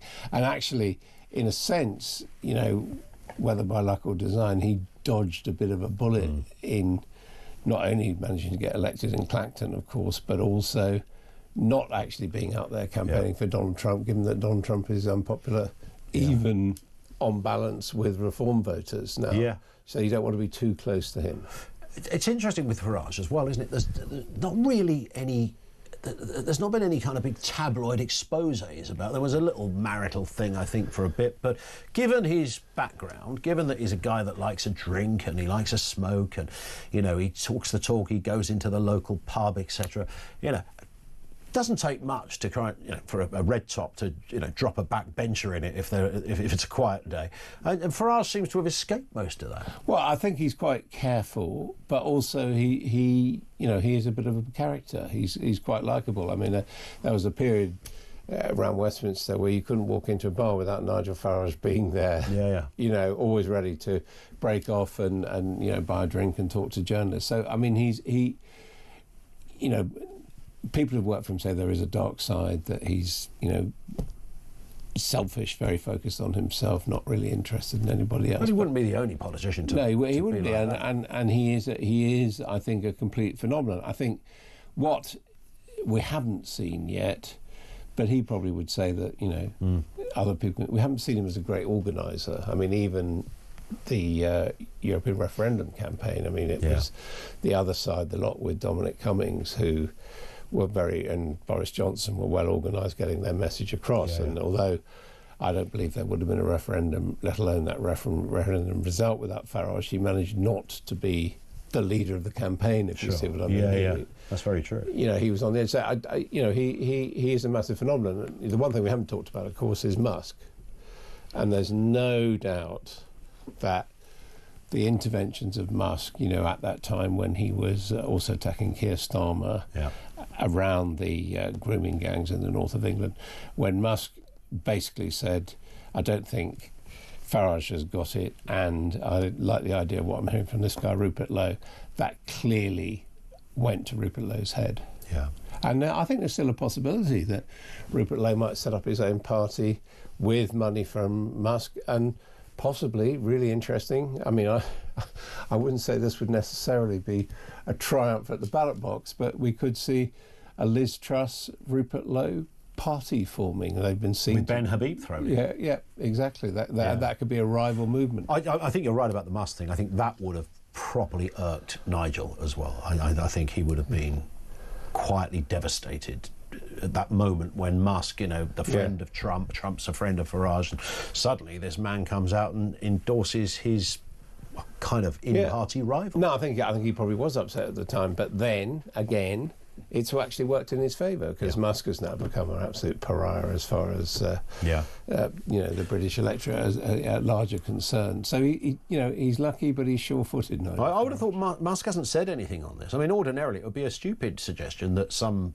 part of the American administration might comment on a small party in the UK, but we live in funny times. But on this particular fallout, he's been a bit silent. Maybe that could be out of loyalty to Trump, because Trump's a friend of Farage. I don't know. I think there was a comment yesterday saying that he might support a different party to the one Farage is in, you know, which is where he might put some of his money, although of course his net worth is going down quite rapidly. It's only 22 trillion today, apparently, Adam. So. Yeah, with let's pray for Elon. With the shares, so I mean that could come, but again, you know, my feeling about all this is, in the end, Farage has got the brand, and the important thing to remember about Farage as well is that as far as alt-right parties, Alternative for Deutschland, even the National Rally in France, he's always kept his distance, never affiliated, supported those parties. So he is offering a softer alternative, right, than most of those parties are.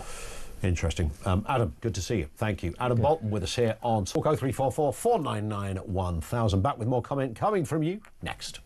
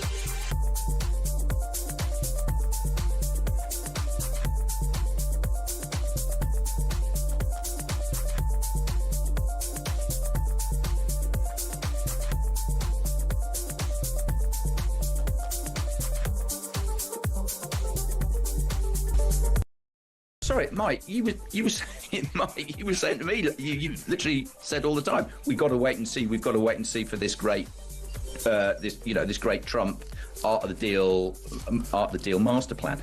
The key thing is this: if Trump genuinely wants peace, as Trump claims that he wants, that he keeps saying, there can be no peace unless Vladimir Putin is forced to make major concessions. Yes, which he may well do.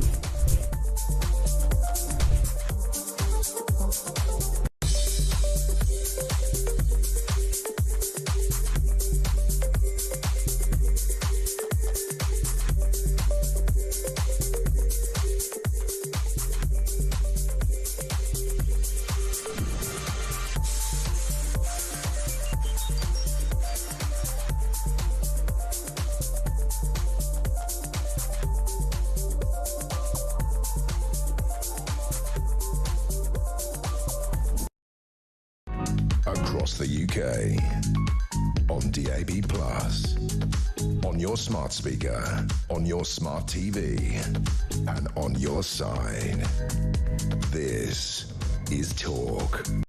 More comment coming in from you. Sally says, reference Ukraine, it keeps running through my mind that Trump might be siding with Putin, will agree a minerals deal with Ukraine with no security guarantees in place, and then allow Russia to take Ukraine down the line. And that certainly is the reservation of most European leaders who are having a bit of a powwow this weekend. On that point, Gary says, did you see the tweet from Starmer this morning announcing he'll be convening a meeting of European leaders on Saturday to discuss what next steps should be in what he described as a remarkable peace deal that Trump will present to Putin. Starmer is trying to put himself in the middle of this deal, but I don't think he's got the memo. The big dog is running the show, and whilst he may have extended a bit of courtesy to Macron and Starmer on their visits to the White House, the truth is that he doesn't care what these weak and woke leaders in Europe think the next step should be.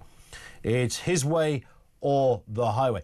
That is true. That's 100% true.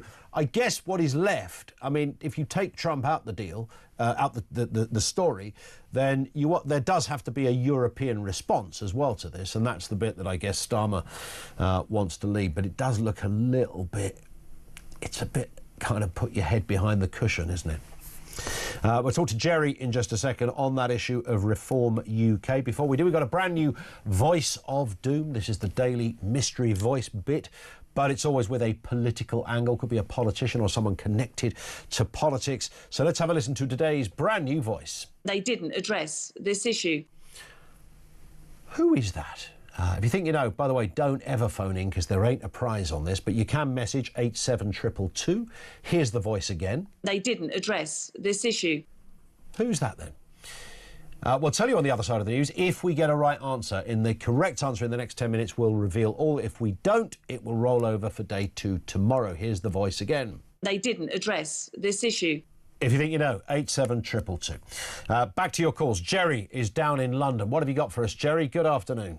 Good afternoon, Ian. My point of view is that Reform is not a democratic party because Nigel and Mr. Youssef control the party totally, and all of the MPs are beholden to them. So if they step out of line, they're gone, and they select the new MPs. So they're not democratic. No matter how many times the people vote, and people seem to think they have a vote, it's like the EU. If they don't vote the right way, they don't get what they want. Nigel will keep pushing it back. So the only way is for Reform to take its time, because if they come into power too soon, you won't get what people want. You won't get democracy. You won't get free speech. Nigel is great frontman. He's excellent at that. But he's not a details man.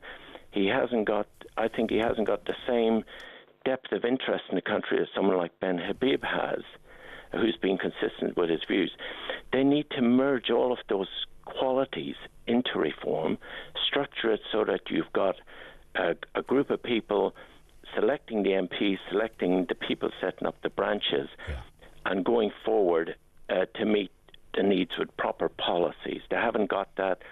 They may win, but they will never achieve the potential they could. Yeah. Do you think Nigel is not the... I don't want to say right wing as if it sounds like a pejorative, because I don't mean it in that way, but for the purposes of this debate, Jerry, do you think maybe Nigel's not the right winger that people thought he was? Nigel is what he is. He reminds me of Boris Johnson. I know this is a terrible thing to say, but he's a brilliant front man. He's great at attracting attention. Yeah. He's pumping up the figures, but he needs the minions in the background, so to speak, who are able to do the administration, who are able to feed him with the things, and they need solid policies. They can't. They need finance. They need people who can talk about finance, about the health service. They have Dr. David Bull and stuff. They haven't got that set up, and they need to do that. They're running too fast. Well, I think that's partly why he didn't want to get too ingrained in the grooming gang scandal. Not that he doesn't feel strongly about it, but he didn't want those kind of stories to define the party, right? I mean, that seems to be Farage's position. Yes, it is. And the problem is, it is Farage. That's the problem. He controls everything. And you can't have what everybody that I've listened to over the last month or so phoning in saying what they want and why they're leaving the Tories, why they're leaving Labour. They won't get it, because unless you've got a democratic process where the MPs are selected and not beholden to Nigel Farage, Nigel is still the front man, but you've got a proper party behind it. Yeah, spot on. Jerry, that's a great call. Thank you. Nice talking too. Thank you, sir. Phil in Thurrock says, can't you see it? Rupert joins the Conservatives, becomes Tory leader, Prime Minister at the next election. Most of the Conservatives wouldn't go near Rupert Lowe, is the problem there. Strange as that might sound, some of them will. By the way, some of them would embrace Rupert Lowe as the ideal candidate. But look, let's not pretend. You know, Rupert Lowe is a very persuasive, commanding, authority-driven. When I say authority-driven, speaks with authority, and just has that thing about him. He's incredible like that.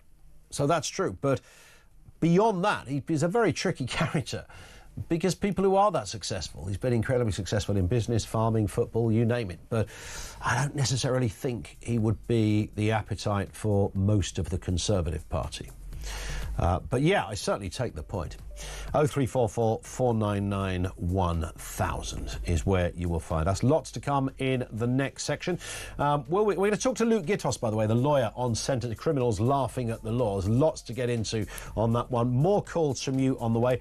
Will we get a winner for the Voice of Doom? It's a brand new voice. Here it is. They didn't address this issue. Remember, don't phone in, but you can message in if you fancy having a crack at it. 87222. Hopefully someone will get it right and we'll tell you who the voice is after the news headlines at 3 o'clock. Coming up right now here on Talk.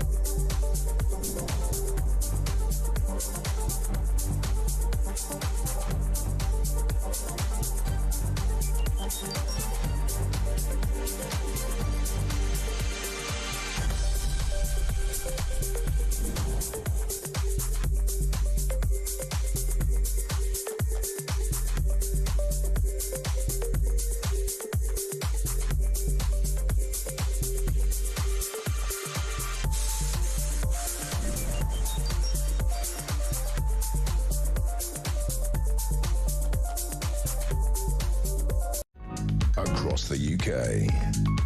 On DAB+, on your smart speaker, on your smart TV, and on your side. This is Talk.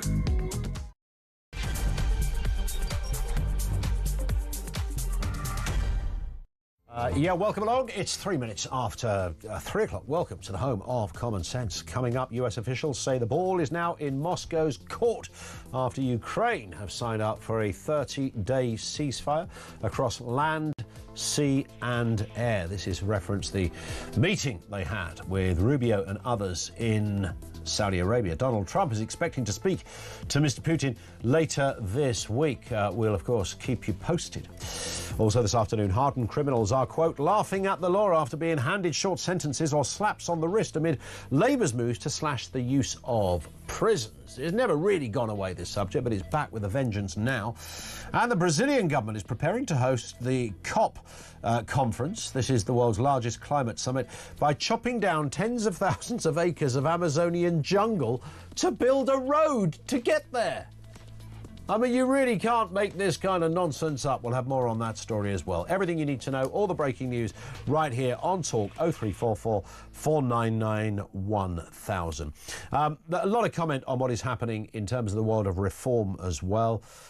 Many of you posting to remind us Nigel Farage's position on deportation. And I think it's rather simple. I think Nigel Farage is trying to be a realist, and he's really saying, if you think I could just become the Prime Minister and suddenly deport 1 million people, then you're wrong. But he told The Telegraph that he censored Rupert Lowe's speech in Essex because he thinks the phrase mass deportations is a very grave, dark and dangerous use of language. So there it is. And as Connor Tomlinson pointed out, there it is in black and white. Reform are opposed to deporting millions of foreign criminals currently living in Britain. Well, I don't think that's fair, because I think Farage would say, no, they're the people I would deport, but I just cannot sit here with a straight face and say I'm going to deport millions, because it sounds like the wrong phrase. It creates a different image of our party, but it doesn't mean I'm not serious on deportation. So I think there's a nuance in there. But which side do you fall on that one? What were you thinking Nigel Farage first thought? 0344 499 1000. Let's do the voice of doom. This is the voice we played you. They didn't address this issue. They didn't address this issue. Sir Geoffrey Cox is not the right answer. Lucy Powell, no. Rachel Reeves, no. Is it Eddie Izzard? No. Angela Rayner, no. Susan Hall, it is not. Miriam Margolois, it is not. Amber Rudd, no. But we have got a right answer straight away. Debbie, from an unknown location, pointed out that the answer, and correctly identified, the answer is June Mummery. You're going to go, who's June? Because that's what I got into work today rather late because of train chaos, and the guys had already set this up. We asked our Amy, who normally sets this sort of stuff up, but she was having a vodka in the corner and didn't have time to put it together, so somebody else did. June Mummery, British politician, she was a Reform UK fisheries spokesman. I didn't know that. Since 2020, she was elected as a Brexit Party member of the European Parliament for the East of England in that 2019 European parliamentary election, a role she held until the UK withdrew. So when there was all those, there was Anne Widdecombe was in there, David Ball was in there, and loads of others. Alex was in, our own Alex Phillips was in, loads of. I didn't know of June Mummery. Where have I been, or where has June been? But that was the answer. So it was a very short-lived voice of doom. It means that there's a new one back tomorrow.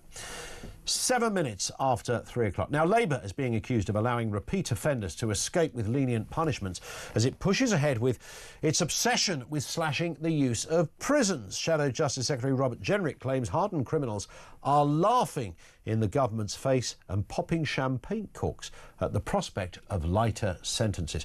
Cases highlighted include a domestic abuser with 11 convictions, jailed for just 9 weeks, a man who assaulted 3 schoolgirls, sentenced to 15 months but set to be released within weeks. And there's many other examples, people with multiple convictions but still never going to prison, still getting non-custodial sentences.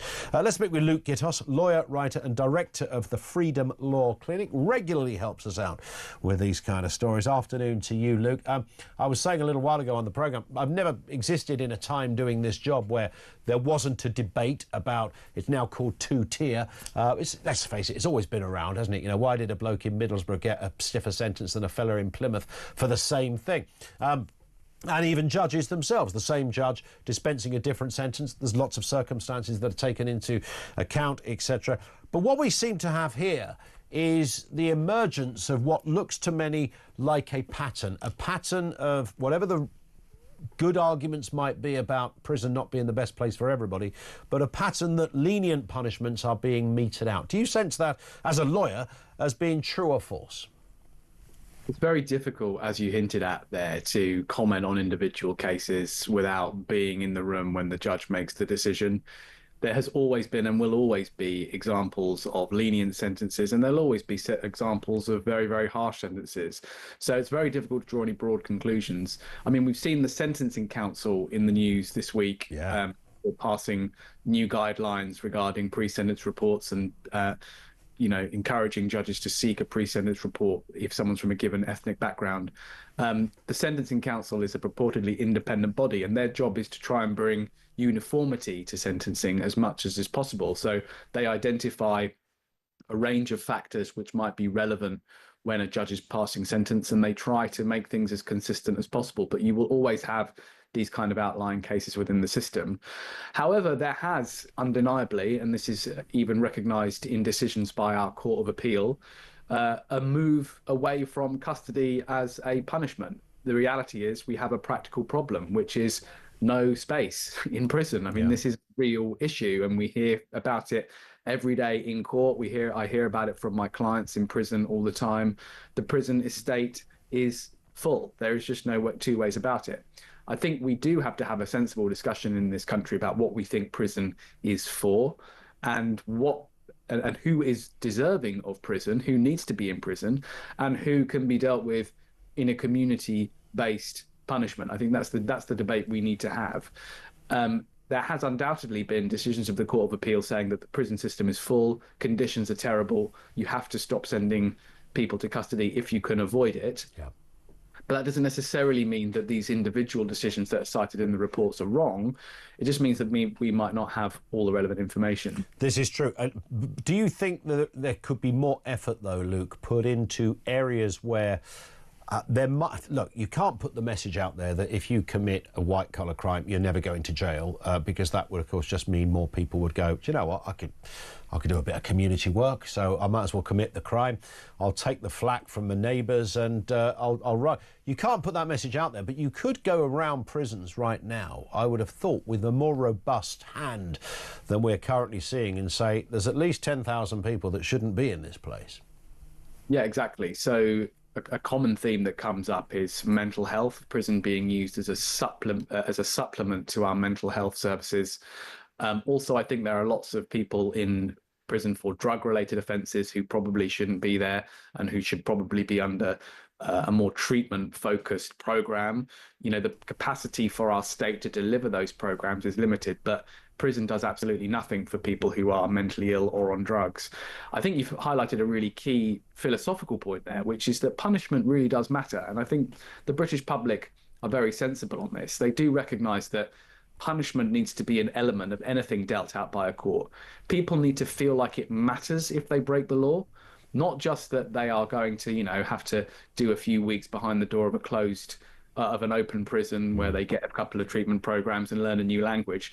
People need to feel as though the law really matters, and punishment is part of making people feel as though it's worth obeying the law.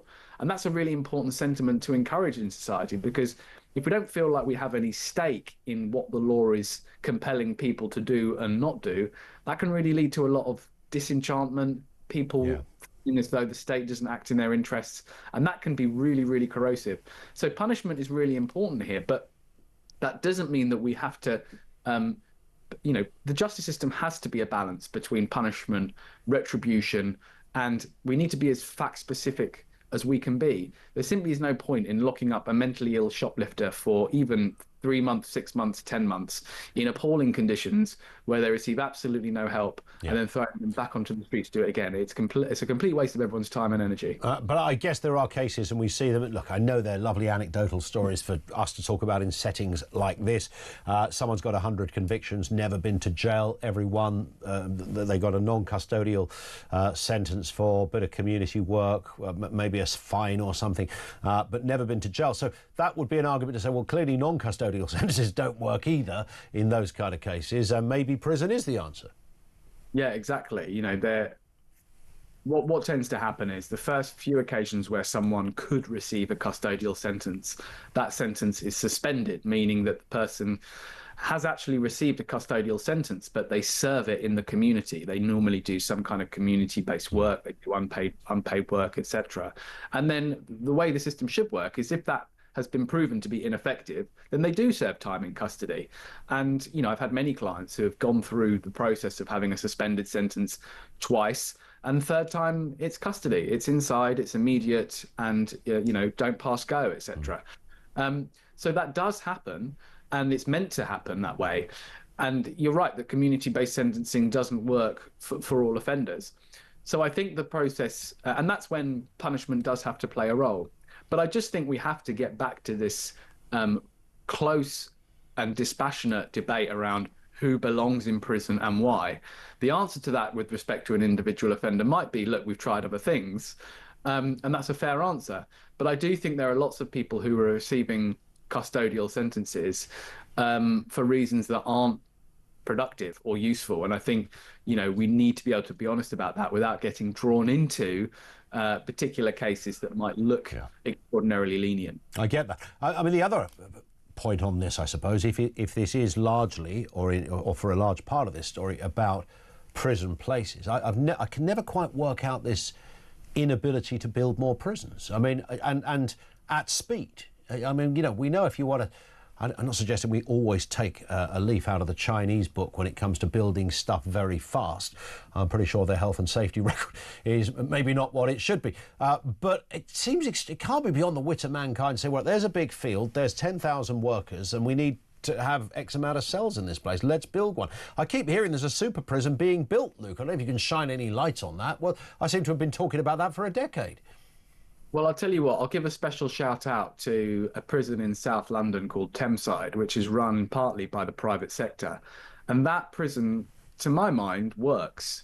It is large, it's safe, it's clean, and it works very, very well. And I think one thing that, you know, privatization has become a dodgy word. I do think it has a place when it comes to building and maintaining our prison population, because it's been proven to work. And of course there are problems, but you know, you forget that private companies can you know, generate employment. They can do a good job in this area. So we should have a debate around privatization or offering private contracts to companies to build and maintain these places. And in fact, when you compare the private prisons to the entirely publicly maintained ones, you know, it paints a grim picture. There are prisons in London that just haven't seen the kind of investment or redevelopment that in many, many years, you know, sometimes going back 100 years even. Sure. So we need to have that debate about the role of the private sector. And if anything, this is an area that's crying out for more involvement, in my view. And just a final word on sentencing. The triple killer Kyle Clifford, of course, who was yesterday given 3 whole life orders. He's never going to see the light of day. But what he didn't see was the inside of a courtroom when he was sentenced. He refused to appear, not even via video link. There was some suggestion that the case was even moved to Cambridge Crown Court because it had disability access. This man is now disabled, he's in a wheelchair. I think he's paralysed because he injured himself after carrying out these horrific killings, but decided not to appear. The judge was urged by some to make him appear, you know, drag him into court. I don't think that ever really happens, or if it has, it probably doesn't end well, and that's the problem here, isn't it? I think we'd all like to see many of our listeners getting in touch, Luke, saying, look, if you've, you know, committed a crime, you need to see and hear justice served, particularly that absolute pivotal moment when the judge is denouncing what you have done and handing you your sentence. It's right that you are there for everybody. But how do you force someone to be there? Yeah, my instinct says pick him up by his neck and drag him into the room, whatever it takes. Correct. My practical side, kicking in, recognises that there is a limit to what might be tolerable in a courtroom on a day when a victim's family is in the room and when, at the end of the day, a process has to be got through. Yeah. So I think, understandably, the courts recognise that the priority is the process, and that of course, central to that are the victim and the victim's family. But I've just got in mind the possibility that the fracas associated with forcing someone to be in a room might cause such significant disruption to the process that judges and courts are taking the pragmatic decision that they need to prioritise getting the sentence passed in a formal and lawful way. Well, we saw it with the Southport killer, didn't we, who disrupted his own sentencing process, and he had to be taken from court. Somebody earlier said, well, you know, strap this man to a, you know, some kind of device, gag him if you have to, almost like Hannibal Lecter. And I can see the, you know, the sort of persuasive arguments around that, but you know, do the victim's family want to? I mean, that's quite a harrowing experience, even if it is the killer. And maybe it's a humiliating one that is satisfactory to many people. But I can see it could also be disturbing for the victims' families in these cases. Yeah, I think when it comes to it, the priority has to be making sure that the sentence is passed, that it's passed formally and it's passed objectively. And you know, in America, I don't think they have a similar problem. They do seem to be able to get people into courtrooms by hook or by crook. I think a big part of the reason we don't do it here is because we do have slightly more deference to individual autonomy and rights, even in the most dire of situations such as this. I mean, I think they're... I guess these defendants, you know, when you're talking about people like Lucy Letby, Axel Rudabakana, etc., they have absolutely nothing to lose from the court passing any more punishment on them not being in the room. True. But the practical question is, well, what more can you do to these people when you're about to pass a whole life order 3 times over? Yeah. The only real thing you could do was use physical force. And I think there is, you know, there are some sensible restrictions on that in our current system that judges might be reluctant to interfere with. Yeah, I think so. Luke, always a pleasure. Thank you thank you for coming on with us. Great to have you on with us. Luke Gios, lawyer, writer, director of the Freedom Law Clinic. We'll take some response from you on that. 0344 499 1000. I know it said 49917 for some bizarre reason. 499 1000 is where you'll find us. Comments on Trump, comments on sentencing, comments on what is going on over there at Reform HQ. If you're a Reform voter, be honest, is it just about, if you had to be really honest, is it all about Nigel Farage? Or is it about the wider party? And what are you sensing at the moment? Reform is Nigel Farage. They absolutely would not have got 5 MPs had it not been for Nigel Farage. They might have got a couple, but I don't think they would have, you know, the whole profile, love him or hate him, you know, is around Nigel Farage. And I think Nigel quite likes that. Rupert Lowe, of course, identified that as almost one of the problems. The Messiah thing. Responses on that as well, if you voted that way, or you certainly support that party. The divide between leader and party, it's a curious one, because there's loads of examples over time where it's the leader people have liked, not necessarily the party. Sometimes it happens the other way round. Darren says, I have somewhat controversial theory. What with Trump being so unconventional, unpredictable, I wonder if he's going to offer Putin NATO membership like Putin wanted in the early 2000s. But was rejected. Lots of people saying Trump wants the Ukraine war resolved as soon as possible, as his real concern and focus is on China. That is absolutely true. So he's trying to entice Putin and Russia into the NATO fold, with an eye on them fighting as part of a NATO force in a future confrontation with the Chinese. After all, Russia's friend, Turkey, is in NATO. Ukraine, too, would be admitted into NATO because there would no longer be a threat, of course, assuming Russia were, assuring an enduring peace between the two. Maybe that's part of the deal with Putin. Share the minerals as well as a sign of trust and membership. You can never guess what Trump's going to do next, and it would be no surprise to me if he did this, as he loves to do the unexpected. Outlandish and unlikely, yes, but just a thought. I tell you, I love thinking outside the box. To many people, that would just be bonkers. It's Donald Trump we're talking about here.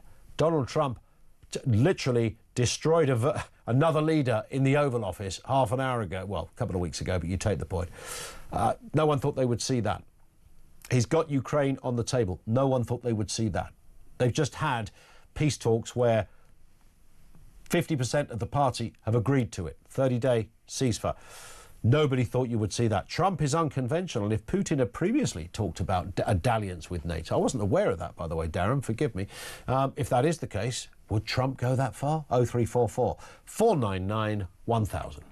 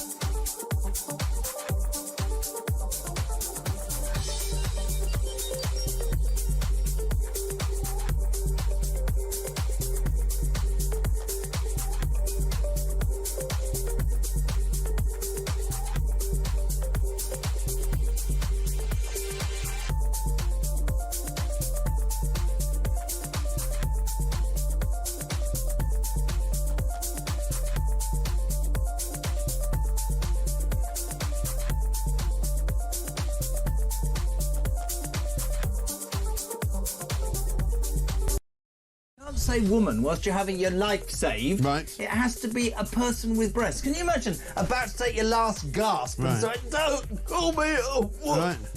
I know. I mean, what is it, man? It's ridiculous because again they're using words which don't make any sense. You know, call somebody a woman, you know what you're talking about, right? Yeah. But if you call somebody a person with breasts, it's already longer.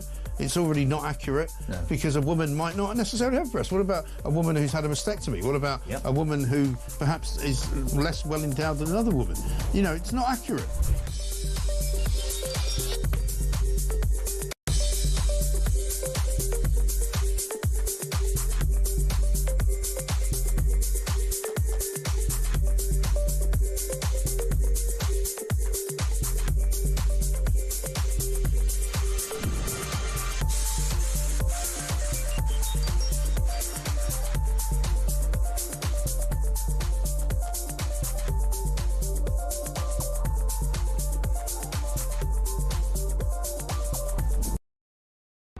Across the UK, on DAB+, on your smart speaker, on your smart TV, and on your side. This is Talk. It is Talk, 26 minutes after 3 o'clock. Trish says, I voted for reform because they were talking about mass deportations. And to backtrack now they become MPs, I feel I was conned out of my vote. To not agree with Rupert Lowe regarding the grooming gangs is disgusting. Against all women and girls, I will not vote reform again. And the question, thank you, Trish, for that. The question, of course, is how many people will feel the same? I mean, the smart money says not enough to make a difference to the outcome for reform. Simon says Adam Bolton, we had on with us earlier, is saying exactly what I said. This is reference reform. And this one in from Gary, we're heading for a civil war. That's what you should be talking about, and it's all to do with Islam and immigration. Reform with Rupert Lowe was the country's last chance of avoiding a civil war. At this rate, we'll never make it to 2029. The silent majority are losing hope. Watch this space. Farage is not the man, says Gary in Edinburgh. Well, the question is how many people think like Gary does, and I think there's quite a lot of people. But here's the calculation. Possibly, and this is the trouble with smaller parties, possibly not as many as you might think. And that's the calculation Farage is making. Gary says Farage is not the man, and that may well be true, but he's certainly, I mean, you couldn't in any way reduce or dilute the impact that Nigel Farage has had on contemporary politics. He would say, yeah, immigration, deportation, very, very important. But I'm just not going to start talking in what some would describe as inflammatory language, because then I lose credibility with another group of people that I also need to bring on board. I've got to be hard, but I've got to have an angle where people say, I could sign up to that. And at the moment, there is a sense that many people are scared because they think it's not quite their flavour of politics. But Farage is the man that's made all of that happen. Is it a silent majority? Is it a silent minority? And that's the equation that Farage and co are doing almost on a daily basis. Let's go back to your calls. Reference the justice system. Val is in the Midlands. Val, good afternoon to you. Good afternoon. Well, I'm just really fuming today. I do some interpreting in the courts, and I was doing interpreting today, and a gentle, I wouldn't even call him a gentleman, for sexual assaults, 2 girls 30, 1 16 and 1 13, and he walked off free with just a community order. Yeah. I was looking. It's interesting, isn't it? This case, and I won't mention too much because you might not want it fully identified. I don't. Maybe you don't care. But this was at Walsall Magistrates, right? No, it was in Wolverhampton today. It got referred to Wolverhampton. It was in Walsall in January. OK, so it started off in Walsall. The cases against this guy are extensive. Yes. Did it get to Crown Court? Yes, yes. So it got to Crown Court, and just run over those offences again? He had 2 sexual assaults on 2 women aged 30 at 7:45 in the evening. Then 1 on a 16-year-old at 5 to 8 in the morning, and then 1 at about 3:15 on a 12-year-old. And he's walked, I'm fuming saying it, he walked off free. And you were the interpreter for this case? Yes. Which cannot be a very pleasant experience, knowing the nature of what you have to interpret. I know that's your job, but I was interpreting for the wife because they've only been in the country a year. They're illegal immigrants, right? They've been in the country a year, and his wife turned around and said, he only touched them. He hasn't done anything wrong. For God's sake. They don't get it. And the judge let him walk away free, and they were both smiling. It killed me today. And I thought, is there with his wife, so inappropriate touching of a girl under 13. I mean, basic sexual assault all round. Yes. He's placed on I'm just reading here the story, placed on the sex offenders register for 5 years. Just for 5 years, for life, frankly. Why isn't he deported? Well, indeed. So they shouldn't be in the country, required to carry out 55 days of rehabilitation and complete 180 hours of unpaid work. And his wife's standing by. This is sick, frankly. His wife, she said, she's going to the prison, she said, there's about 1,000 of them in there, she said, and they're all living the life. I can't believe these people are in this country. I'm Asian myself. I'm an Indian girl myself, and I'm fuming because there's no justice for women today. He's going to be back on the streets, and in a couple of months' time, he'll do it again. And what will the judge say then? It's shocking. Yeah, I mean, it's the bit that I mean, all of it is bad. It's a very dark case, Val, and you just happen to experience and witness all the evidence, which is never, if anyone's ever sat in a courtroom, and you've obviously done it many times, it's never pleasant to hear, such detail revealed. But the fact that that's bad enough, and then his wife standing by him. Why don't we hear this from time to time? What the hell's that all about? Because in our country, back in India, Right, what it is you can't go back to your parents once you're married off. They don't want you back because you're a burden. So your husband can do anything he likes. You've got to live with him. Right. Simple as. So that's the kind of cultural message that's out there. Yes. So he can do anything because he's got a child himself. He can do anything to that child, can't he? He only touched her, she said. A sexual assault on a girl under 13. The impact statements of the people involved, I sat there crying because they were horrific to listen to. Yeah. Everybody involved was shocked that he walked off with nothing. A slap on the wrist. Yeah. Nothing at all. You know what? I'm really upset today because I think it's shocking what's happening to our country. Yeah. It's terrible. I mean, a case such as that, you should automatically be in jail, right? I mean, well, you should be deported, as you rightly say. Yeah. It's like, sorry, mate, you're not even meant to be here. So, No. with all respect, we want to put you in jail, but we'll let someone else do that because we're going to stick you on an aeroplane, or put you in jail first and then put you on an aeroplane. I don't think they'll even deport him because he's got human rights. He's got a child born here. Well, that's it, isn't it? He's got a right to a family life. Yes, and they're illegal. They're illegal in the country, but I bet you he won't be going anywhere. 100%. Val, I'm sorry you had to sit through that. I know it's your job, but thank you. Val in the Midlands, what an interesting call. As a professional interpreter, she was there interpreting for the wife in a court case that came to a head today at Wolverhampton Crown Court. A 36-month community order required to carry out 55 days of rehabilitation. He pleaded guilty, 3 counts of sexually assaulting a woman, 1 count of sexual assault on a girl under 13. And as we had it revealed there, she was 12 years old. Placed on a sex offenders with no jail time for that. Man alive. This from George, who says Nigel Farage is moving away from the right to appeal more of the electorate. It will appeal to more of the electorate will alienate more people than it gains. The centre already hate him. So what is the point?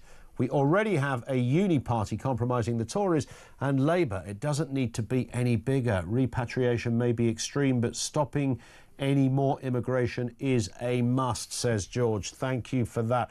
I'm going to bring you that extraordinary story of what they're doing at COP29. You know, COP is the big powwow for all the good and the great to get together to discuss the demise of the planet, courtesy of man-made climate damage. I mean, what they've done is, I'd like to say, it's beyond bonkers. It's beyond bizarre, to the point where you think, how have they got away with this? How have they got away with this? We'll tell you more next on Talk.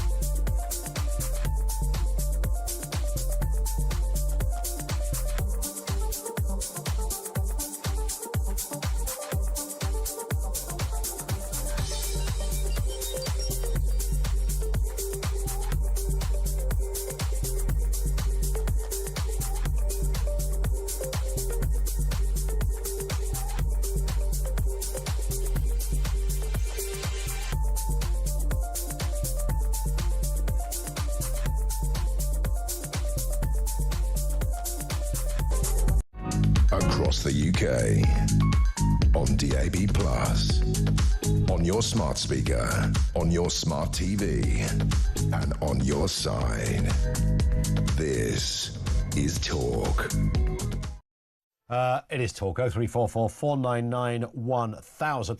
Let's go to this story. This is kind of just curious. The Brazilian government is chopping down tens of thousands of acres of protected Amazon rainforest to build a massive highway. And the reason they're doing it is for the COP30 climate summit. You're probably thinking, I didn't hear that correctly. Yeah, the reason they're chopping down protected Amazonian rainforest to build a massive road so that the good and the great from the religion of net zero can convene at this amazing summit via road, because they need their cars, obviously. The four-lane road, 13 kilometres long, goes straight into the city of Belém. It's meant to ease traffic for the November event, where 50,000 attendees, including world leaders, will discuss achieving net zero. Once shelved over environmental concerns, the project is now full steam ahead, with logs stacked high, wetlands paved over, all in the name of saving the planet, and God knows how many animals splattered across the tarmac in the process. Let's speak with James Woodhyson, journalist and broadcaster on this. I tell you what, James, I mean, we do read kind of contradictory stories from time to time in this area, in this quest, this thirst for net zero, but they don't come much more brazen than this one. Well, that's true. I think we've got to be a bit careful here, Ian. I mean, the hypocrisy is very obvious, just like the private jets that, you know, fly to COP conferences and Davos and all of that. At the same time, I'm all in favour of roads.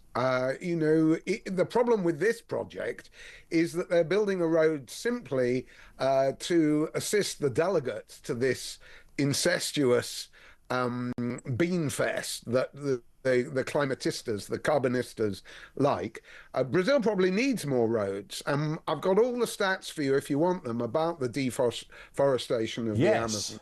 And I've also got all the stats for British road building. I think the problem with the project is they're displacing a lot of local inhabitants and not compensating for them. They can't cross what's actually quite a short and narrow highway. I mean, it's 4 lanes, 13 kilometres, I think you said, or 13 miles. I don't have a problem with that, except for the fact that it's trumpeted, you know, a bit like the old ZIL lanes in Soviet Russia, you know, for the good and the great. And that's, and the way they've treated locals is very bad. If you look at the Amazon stats, do you mind them? Is that all right? No, go for it. Let's hear them. Well, this is great. You know, the mendacity of the Greens is shown right away. The Amazon rainforest, if your viewers can follow it, is 670 million hectares. That's pretty big. And between 2001 and 2020, they lost 54 million, which is about double Britain and the same as France. And that sounds quite a lot. The mendacity of the Greens is first of all expressed by, they say, well, look, this is nearly 9% of the Amazon. It's not true. It's actually 8%, just over 8%, no more than that. If you do the maths, it's 0.4% of the Amazon a year. Now, that's, you know, appreciable, but not disastrous. It may have speeded up in the last few years. But, you know, what's neglected in all of this is that there are plants available which can suck a lot of CO2 out of the atmosphere. And that's before you get to genetic modification of those plants. They do pretty well in the Amazon. There's a particular plant, Arabidopsis thaliana, if your Latin will go that far, which is all over, or is certainly in Argentina and Chile. And there's a lot of experiments right now to look at how they can improve their, you know, carbon diminishing powers and so on. So, you know, there are other solutions to climate change that we don't hear about. There's the hypocrisy, the treatment of locals. And I think the British thing is very interesting. I've looked up for my sins for you the road length statistics of the Department Against Transport. Nice. Let's hear these, James. Well, between 2000 and 2003, we've built 7.6 miles of motorway a year. I mean, Keir Starmer's running around saying he's going to invade Russia from Ukraine. We can't build a motorway. We built 7 miles of it. 7 miles? Since when was that? A year. 7 miles a year? Yeah, 2000. We're concreting over the southeast. Don't neglect that, Ian. True. If you look at Trunk A roads from the same stats, they've diminished by 80 miles miles a year. So the war on the car is, disobeyed in Brazil for the conference, but otherwise is in full swing in Britain. And the latest example of this, you were going to mention it, I think, is the new Cambridge railway station with 1,000 cycle spaces and no car park. Yeah, this is the £200 million Cambridge South train station set to open in 2036 has sparked criticism for including 1,000 cycle spaces but no car parking spaces. I mean, are these people mad? What's wrong with them? Well, you could say they're mad, but it's worse than that. They believe in all of this. Yeah. And even if you tell them, well, look, cycle journeys and so on are kind of 9%, 8%, something like that, of all the journeys undertaken, they'll say no. By providing no car park spaces, we'll get everybody onto their bikes. Now, it's true that Cambridge is flat. It's also true that the architect behind this is a fellow Dutchman who obviously believes that Cambridgeshire is like Holland, flat, and therefore it's good for cyclists. But, you can easily argue, well, they will give, an opportunity for drivers to drop people off at the station. How much idling time is involved in that? How much pollution in that? And if you don't provide the car park, all the traffic is anyway being displaced and polluting in the local areas. Well, it's extraordinary. I mean, most people don't cycle to the railway station, nor do they have any inclination to cycle to the railway station. And try to get somebody to make them ride a bike, and I would imagine quite a lot of commuters would say, well, hang on a second, I don't, I take, equipment with me to work or whatever the case may be. I can't cycle. I don't want to cycle either. It rains quite a lot in this country. I'd rather stay dry. So in the worst scenario, it's going to be very expensive. I'll have to take a taxi. Well, that's true. And of course, it's discriminatory. I mean, I'm a cyclist, but it's discriminatory against old people, against grannies and grandfathers. It discriminates against families, especially large families.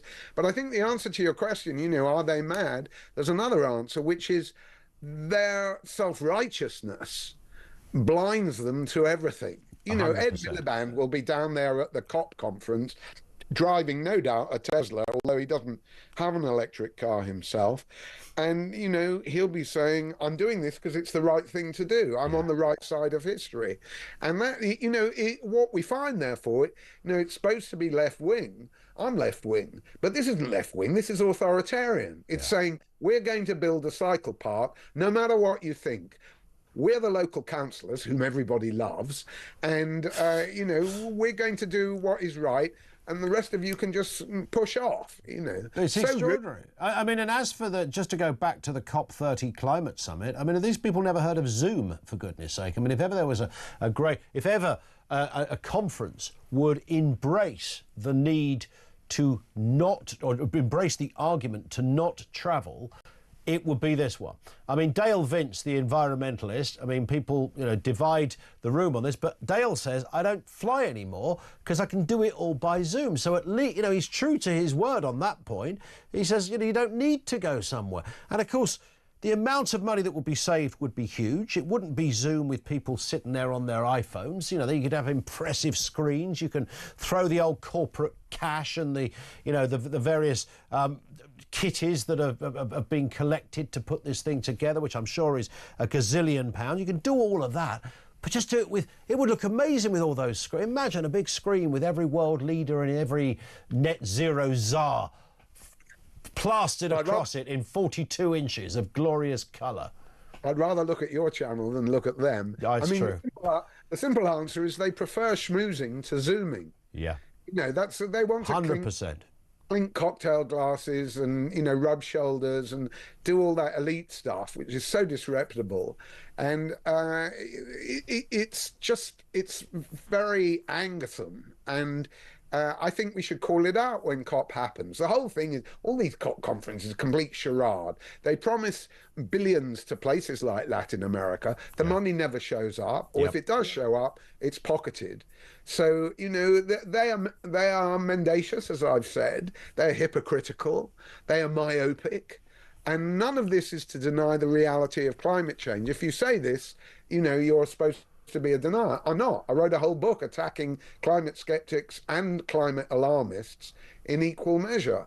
So, you know, to cavil at their conduct is a proper thing to do. It's a democratic thing to do. 100%. 100%. James, thank you. Always good to get your voice on. He is a voice of sanity. James Woodheisen, the journalist and the broadcaster. He's one of those very impressive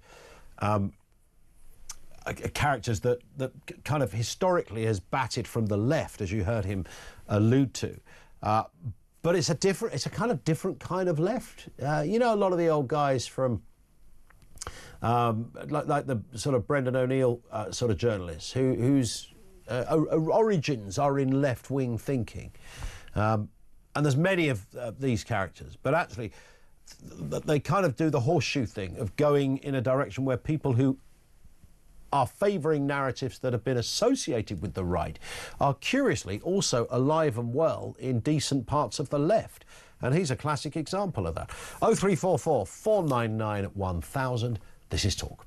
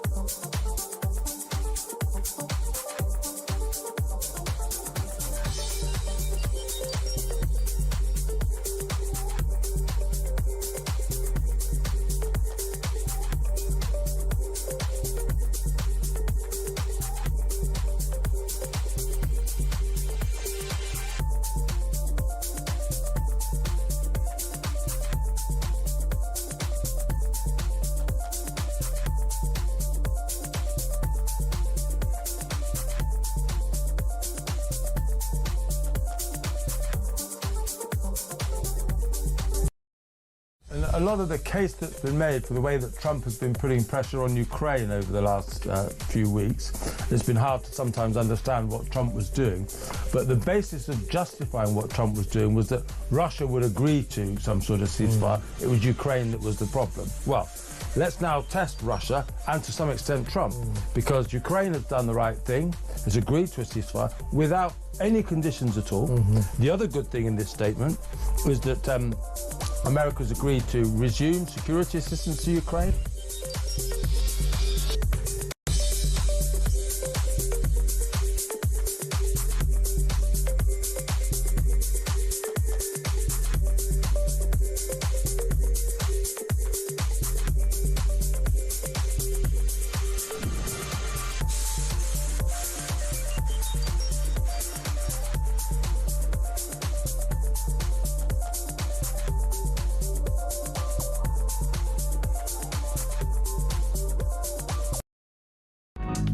across the UK.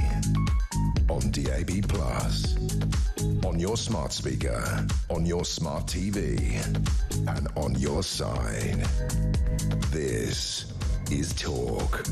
One from Claire says, afternoon, my question is, how many other parties has Rupert Lowe been affiliated with? Is he just the enemy within Reform? I firmly believe he's just an agitator and an antagonist and is trying to give Reform a bad name. I have doubts about taking on defectors from other parties. This will just turn Reform into a uni-party, as with the Conservatives, who have left-leaning factions who took over the Conservative Party, and that finished them off. Well, I don't know.